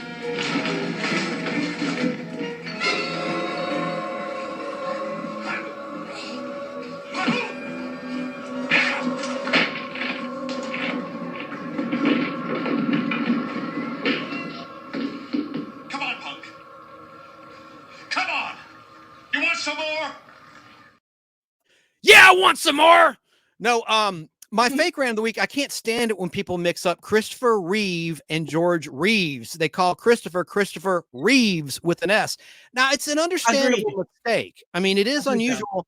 It's very similar names, but my gosh, folks, the man's name was Christopher Reeve, singular. George Reeves was the TV guy with the pot belly. And the lenses in his glasses. Yeah, but he was for many, that was their Superman. So there's nothing against that to boomers. That was their Superman. Christopher Reeve was my Superman. Listen, okay, I was born in 1982. So I didn't go to kindergarten right away, obviously, because, just born in the 80s. But every day before I went to, kindergarten, because I had this afternoon session, guess what I watched? I watched Emergency and Superman on the little black and white TV itself on the kitchen floor because my grandma had the other TV. But yeah, I know. That is my original Superman. He'll always be my original Superman. He is the best. Well stated, Sarah. I pledge my allegiance to you. Now, I want to mention I got this in the mail. I talked about it earlier. Oh, I do have I think I took a photo of it. I think I saw a putty cat. I thought I saw a putty cat. Where is that? Where the hell? I can just hold it up for the camera. I got Tweety. No, I got Matlock, Sarah, yesterday on DVD. The whole series sealed, baby. Right. Nice. I know you like Matlock and you like Murder She Wrote. I've got to start watching Murder She Wrote because you. Did you know that Murder She Wrote and oh man, what's that? He was in Hawaii. His friend had the helicopter. They're all in Nam. Geez, what's it called? Magnum PI. Thank you, Magnum PI and Murder She Wrote had 2 crossover episodes. Yeah, crossovers. That's cool. Just like Charlie's Angels crossed over with the Love Boat. Yes, God, I love crossovers. Crossovers. I once was on a quest to see every crossover I could possibly see. I'll be doggone. I love crossovers. Oh, shucks. Well, I held it up. I thought I'd taken a photo of the DVD set, and I did, but I didn't upload it, so the heck with it. I'll show it later. I'll upload it while I play a clip. Yeah, that's what I'm going to do. Another long clip. We're going to wrap the show probably within the next half an hour, folks, because I know you've got better things to do and more entertaining things to watch. But we'll do a countdown. We'll do our phony countdown to 2024 in just a moment. But I guess since I was talking about Matlock, I'm going to just play the opening theme, which will probably make my stream go down. But let's just remember the show Matlock. And it's back with Kathy Bates as the title role of Matlock, the attorney, on CBS. I have not seen it yet. I think they only aired the pilot movie, but I think it starts in sometime, either it's a winter replacement show or it'll be in the fall of next year in 2024. I don't know. This year, depending on when you're listening to the show. But let's watch the opening to Matlock, and I'll pull up that photo of the DVD set.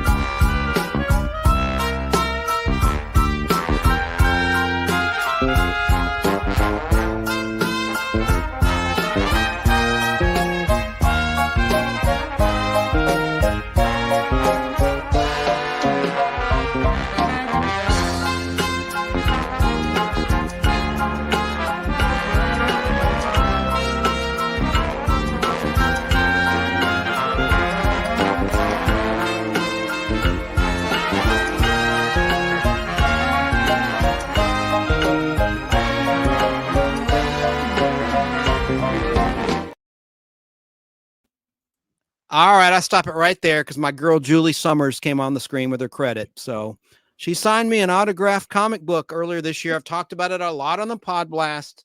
It's right here. I just think she's really sweet. She did it at no charge. In fact, I sent her money for the postage and she returned it.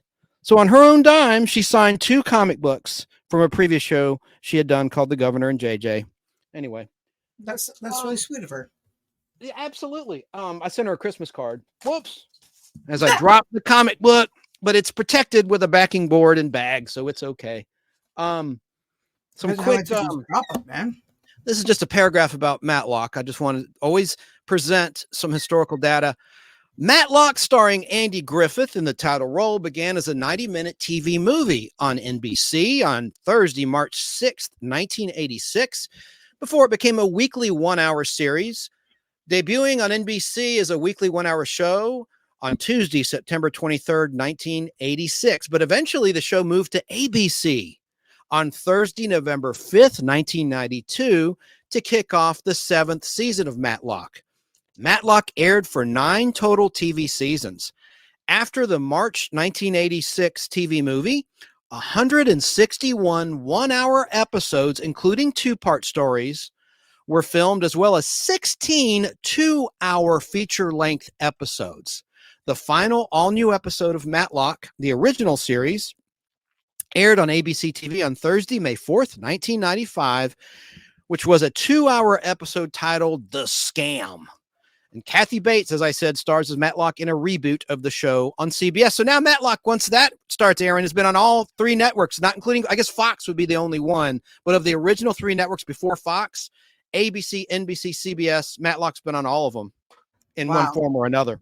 I don't know. Kind of a weird little factoid. And also, we did have some sad news. Shecky Green passed away.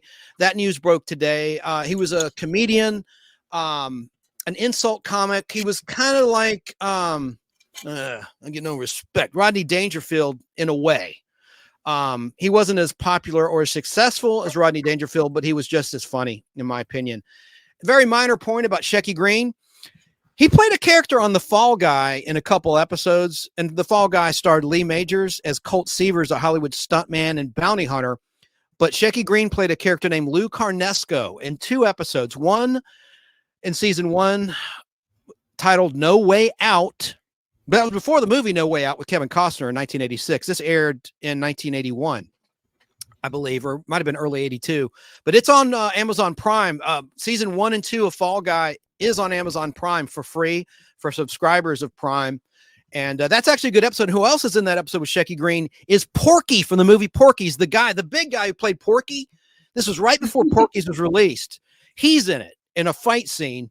He's like, why don't you shut your mouth or I'll shove this spoon down your throat? You know, he's kind of the same kind of brash, rude character that he was in Porky's in this Fall Guy episode. But Shecky Green, God rest his soul, he also was in Fall Guy playing the same character, Lou Carnesco, in a season 3 episode, TKO, like The Knockout. It's a boxing episode. And I've been collecting the Fall Guy on reel-to-reel 16mm film. I found all of them on film. And that episode, TKO, was one of the hardest ones to find because there were boxing fans that wanted it. Because you had, who else was in that? The real boxers were in that. Let me look it up. You know something? Leon Spinks was in it, I think. Huh? I was going to say, you know what I love about being born in 1982? What's that? In kindergarten, I had reel-to-reel projectors. And then in like first to like probably 3rd grade, we had the, you know, just the slideshow stuff with the tape, the external tape, right? But the circular one, not the film stuff anymore, right? But the circular, you know, kind of slideshows, right? And then, you know, of course, obviously we had VCRs.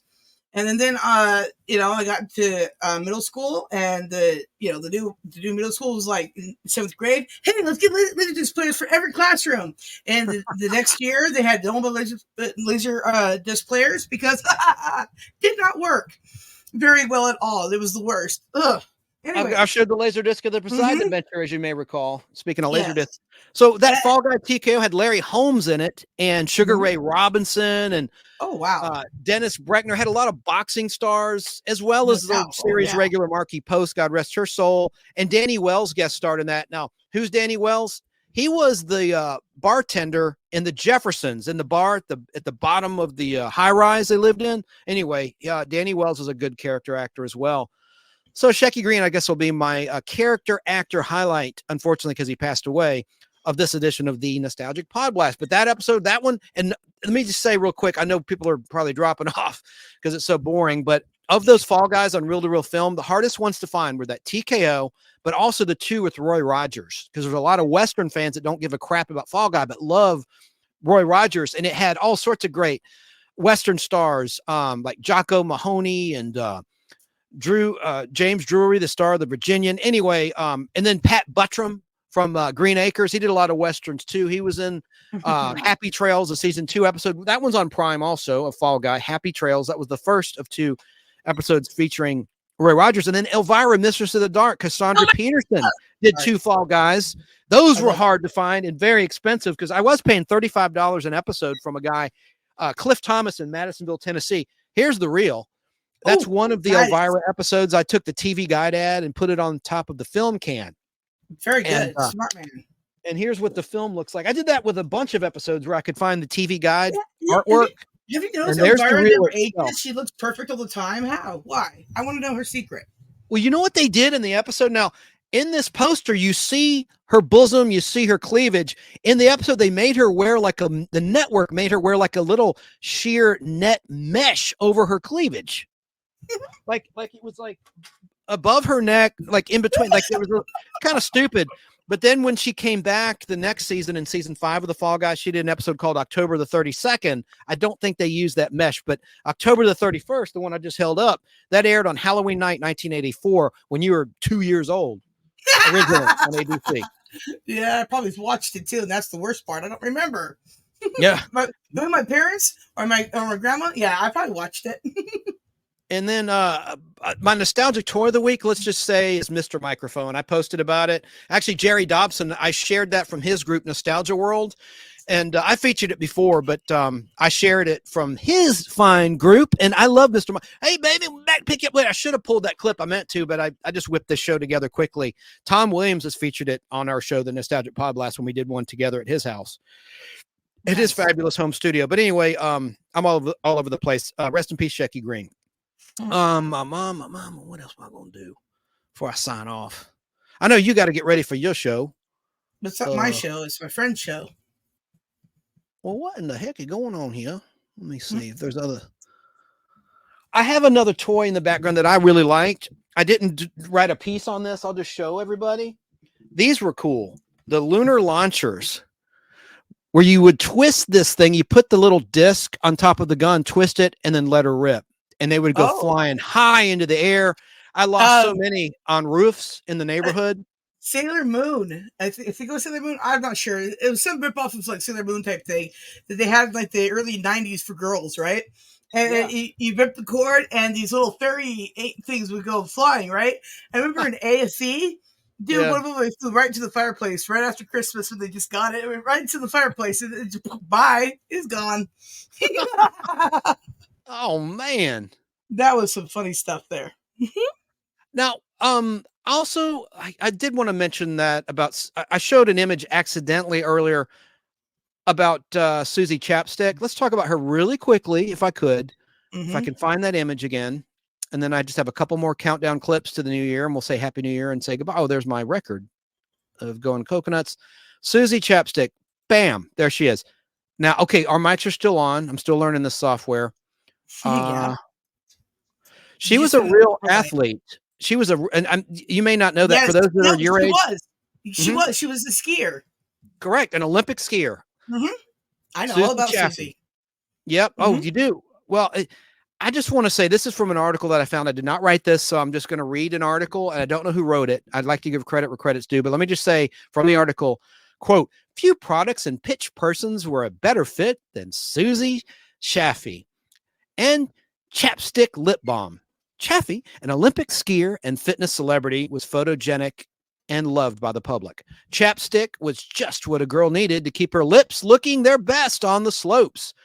Susie became known as Susie Chapstick, but that's just one part of her story.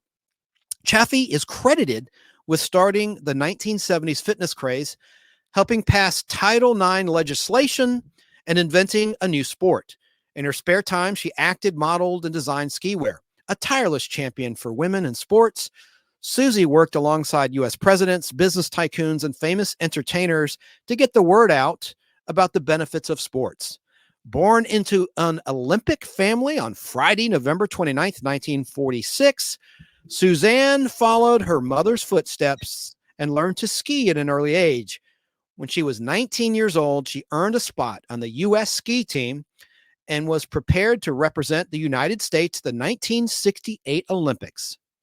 She attracted attention for wearing a metallic silver skin-tight ski suit, which she felt helped to make her faster by reducing wind resistance. Wind resistance. The European press dubbed her as Miss Olympics, but her performance on the slopes was not outstanding. She finished in 28th place, yet she remained a very popular athlete of the Olympic Games. And then Kim Ponder commented, she did have a great smile. Kim Ponder commented, great memories of the only chapstick that I knew for so long. Thank goodness Burt's Bees came around. Right on. I like that. I like Burt's Bees, but she's got the good smile, so I'll always be chapstick for me. I like it. All right, well, I'm going to do this then. Let me see what other clips. All right, we talked about Dress to Kill. I've talked about the Poseidon Adventure and showed amazing clips. I remembered my dear friend, Shanna Lee, who passed away, sadly, in October 2023. I told you to, just reviewing here, please go to retrozest.com or listen at Fistful of Radio tonight around 9:40. I'm going to play a 1-hour show celebrating the 45th anniversary of Superman the movie that Curtis Langlow put together, and he interviewed the original Lana Lang in Superman the movie, not from Superman 3. That was an Ed O'Toole, but the original from the first movie. And also, I want to say, don't forget about Remind Magazine and their awesome offer. It's going to expire soon. $1 an issue. You can get an entire year of Remind Magazine for just $12 out the door, including shipping and including tax. Just go to remindmagazine.com. 1950s through the 1990s is what they specialize in. Tons of games, articles. It's a great magazine. And please mention the Nostalgic Podblast when you order. And I mentioned this last time, go see Aquaman 2. Don't listen to the naysayers. Especially go to a theater that serves alcohol. If you have a nice buzz going, now I was sober when I saw it, but if you have a nice buzz going of whatever you like to do to get a buzz, dude, the visuals are amazing in this movie. I mean, and I was highly entertained. Highly entertained, were you? Yeah. I was honest to gosh, I was sober, all kidding aside. Now listen, we don't get political here, but I found this meme I thought was really funny. Let's look at that. National buffoons, Christmas inflation, everything's up. Look, I don't care what you believe, what party. I am sick of this. I am sick of overspending for everything I consume. And it all stems back to fuel. But I'm going to leave it at that. I just thought that was hilarious. It made me laugh out loud. Let me take that off. I'm probably going to piss somebody off that really likes him. Why would you like that guy? Listen, people like to you know what? This is a family show. Mediocre. I won't say the words I was going to say. But people like the weirdest things, and it just no thanks to a lot of things. And also I want to shout out Hoff. He was live last night. I joined him a little bit, not on camera, but in chat. And then we had a fun little thing behind the scenes. It was a lot of fun. Hoff is excellent. Yes, definitely always check out Hoffcast. That dude is epic AF. Unfortunately, yesterday I was kind of busy. And I missed it. And I still haven't watched the rerun because I was, today I was watching House. Because of course I was now. Because I've become more nostalgic lately. Yeah, I think a lot of, things have happened in my life lately. It's just kind of missed the old days suddenly. And then House was on. And then all of a sudden I got a text message. Yeah, I want to go live. Okay, Chance, I'm back to YouTube. I know. I just when I saw that person that looked like the killer from Dress to Kill, I just I've got to talk about this. And I didn't really talk. And I knew you had not seen the Poseidon Adventure, so I wanted to pull some clips that might get you excited. Do you have Stars? Can you stream Stars programs or no? Oh, listen, my mom has the other thing. Oh my gosh, why can't I brain it all today? Oh my gosh, the thing you're talking about earlier. Okay, listen, I don't think I have Stars. Okay, my mom has the thing that the Amazon. Thank God I remembered. My mom has Amazon. It's not on there, unfortunately, but it's on Stars. If anyone's looking for the Poseidon Adventure, but that's why it's always best to have a hard copy, have a Blu-ray or DVD of your favorite film that you can watch every year. I watch that every single year. I'm going to throw it on in just a little while. Hey, let's talk quickly about Dick Clark. Do you remember watching Dick Clark's Rockin' New Year's Eve? Yes. And then, because I live in California and I'm not too far from LA, and Pasadena and stuff, we always watch the Rose Parade. Oh, I love the Rose Parade. Nice. Well, because I love one of the MCs. He used to host Card Sharks. He did it for years. He doesn't do it anymore. Bob Eubanks. Yes. He was one of the MCs, and he MC'd the Beatles, by the way, when they came to America. They came to Fulton County Stadium here in Atlanta, Georgia in 1966. And Bob Eubanks, that guy, when he was a young man, before the Newlywed Game or anything, was with the Beatles. But yes, he was one of the MCs of the Rose Bowl parade. What were you going to say about Bob Eubanks? I thought yes, of course I remember him. Yeah. Well, I thought it was sad, of course, when Dick Clark had his stroke and they kept parading him out. He couldn't speak so well. Yeah. His protege, Ryan Seacrest, took over. But that made me sad. It's a tradition, yes, but it just was a little sad. I had mixed emotions about that. I think it's okay as long as the person can still consent to it, obviously. But if he was like a vegetable and they just paraded him, I'd be like, "What are you doing?" I mean, there's that one guy who was elected in office and he had a stroke and he can't keep anything straight. So he goes, it started the debate and he goes, "Good night, everybody." And he just, what happened? You just got here. So listen, there's pros and cons to everything, right? But as long as into a thing, I don't think the other senator guy or whoever he is could consent to anything. But I think Dick was okay with being out there because I don't think he would have if he hadn't, because he's that kind of guy. He said, okay, right. Like, no one put a gun to his head and said, "You're going to go on camera, Dick." I feel like they would Tim Curry as well, right? Right. Well, let's watch. I'm going to play a 1 minute clip, 1 minute, 38 seconds of Dick Clark's final goodbye with his wife. Let's watch this together. All right. And now, the big moment we've been waiting for. We'll hear the roar of the crowd building in the background. They are going to remember tonight forever. For the 40th time, let's count down. 17, 16, 15, 14, 13, 12, 11, 10, 9, 8, 7, 6, 5, 4, 3, 2, 1. Happy New Year!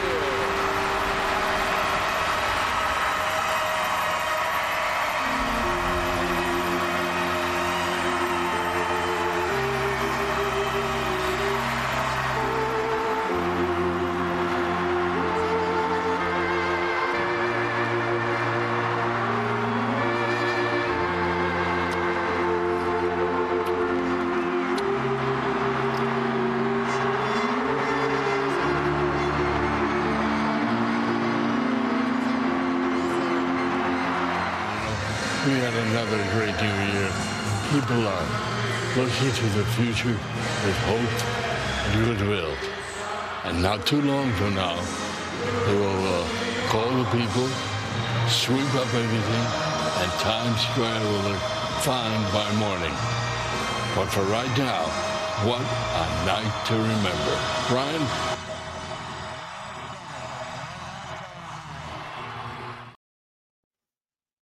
What do you think about that? That's pretty sentimental. What do you think?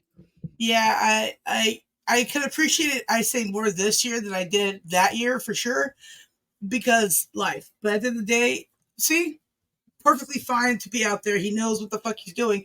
And he's doing. Sorry, family show. And also, he's obviously able to still say lines, so he's okay. Perfect for being out there, showing that even in midst of difficulties, you can still maintain your life. What better thing than that? For the most part, well stated, Sarah. Yeah, minus the F word. Sorry. The F word. I'm kidding.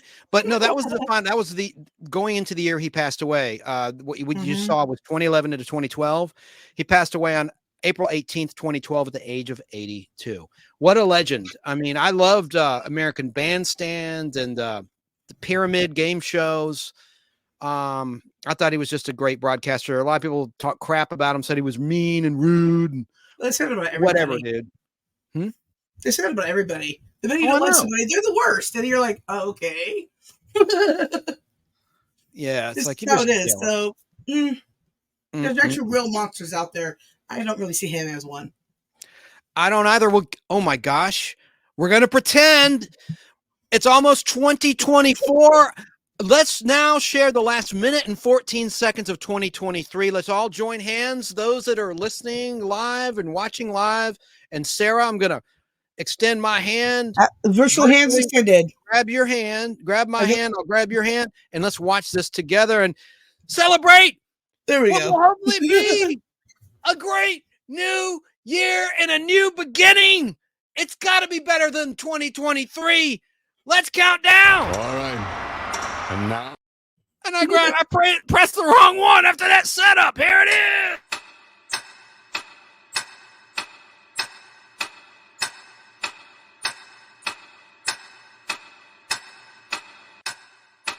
Yeah! Yeah!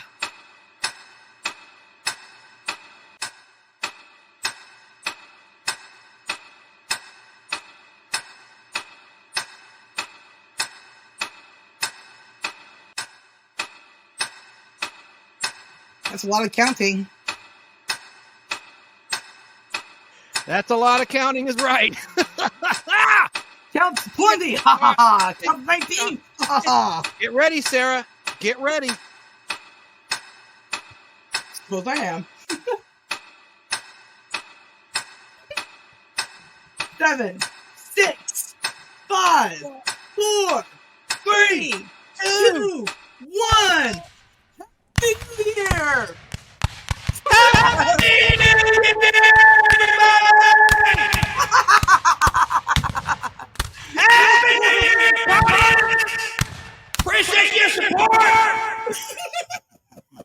Happy New Year! We did it! We survived 2023! And now we're going to Disneyland because, of course. Ooh, I left my reverb on.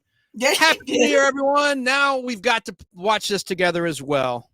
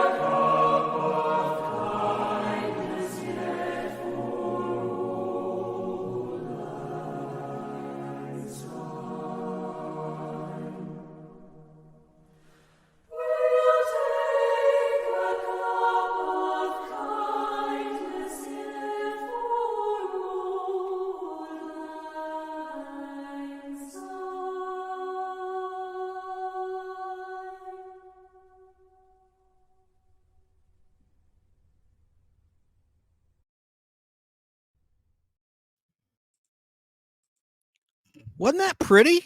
That was.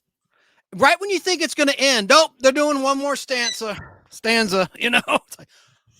But it's beautiful. I think that is just a beautiful, beautiful. And I got to give credit's due. That was, in case you're wondering, the choral scholars of the University College Dublin in Ireland. Well, there you go. Beautiful. So thank you for letting me use that, folks. And some pretty people to look at too there. Unlike me. Hey, Nocturnal Miss So joined the party. We're wrapping up the party. I've only gone 2 hours and 13 minutes. So for You'll me, never outdo me unless you're with me. I'm hoping the new year, in all sincerity, is really good for everybody here. Appreciate the support. You guys rock.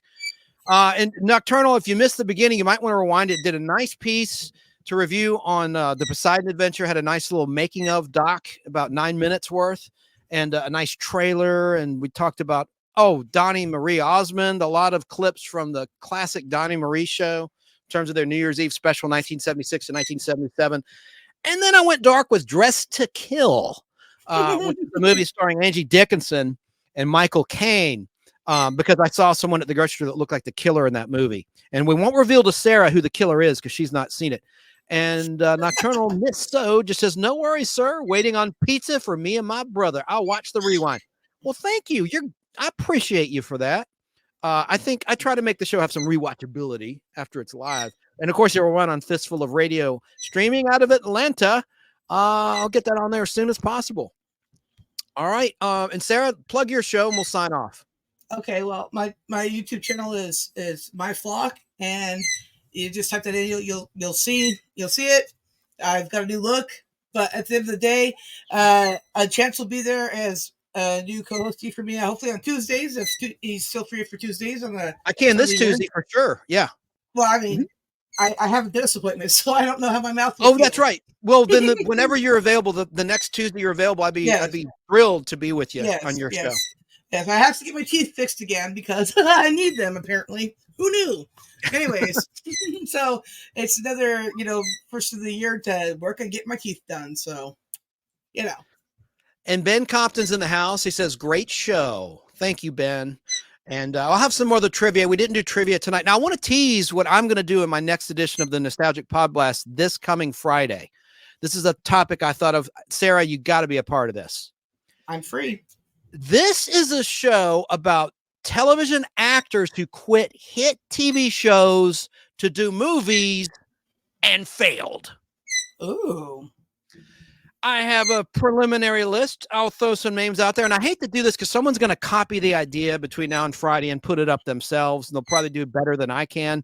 But it was my idea. It's not terribly original. But I'm going to talk about Shelley Long. I'm going to talk about McLean Stevenson. I'm going to talk about David Caruso. I'm going to talk about Gary Berghoff. I'm going to talk about Richard Thomas, who quit the Waltons as John Boy. The only one who quit a hit show and made it was Ron Howard, who quit Happy Days when it was after it jumped the shark. Yes, but it was still in the ratings, and he left to direct, and that worked out.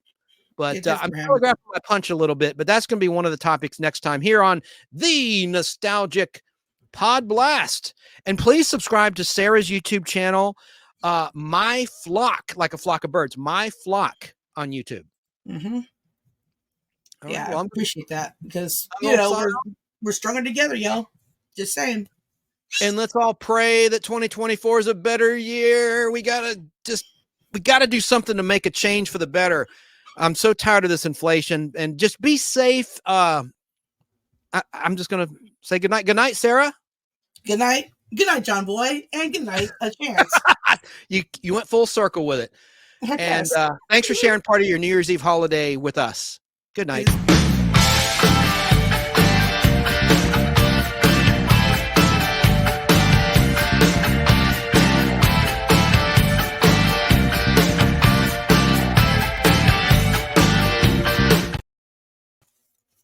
Sarah, are you still there? Yeah. I cut you off. What were you trying to say? I realized I don't remember what I said. Okay. We'll have more comment. Later, y'all. Miss Nocturnal Miss So says, and then Jackknife, you are still there. Good night. Hashtag Bitcoin, he says. Yeah. Hey, man, I didn't even make it to half of 5 hours. Didn't even make it to the 2.5 mark. And then Sarah's telling everyone in chat, Happy New Year. Thank you. Now I'm going to sign off for real. This isn't a psych moment. But again, Take it easy. And remember, arrive alive. If you're going to drink tonight and go out and party and mingle, please Uber. Please Uber or Lyft or get a ride. Just arrive alive. That's the public service announcement. My final one of 2023. Good night, everybody. Happy New Year. Happy 24. Happy 2024.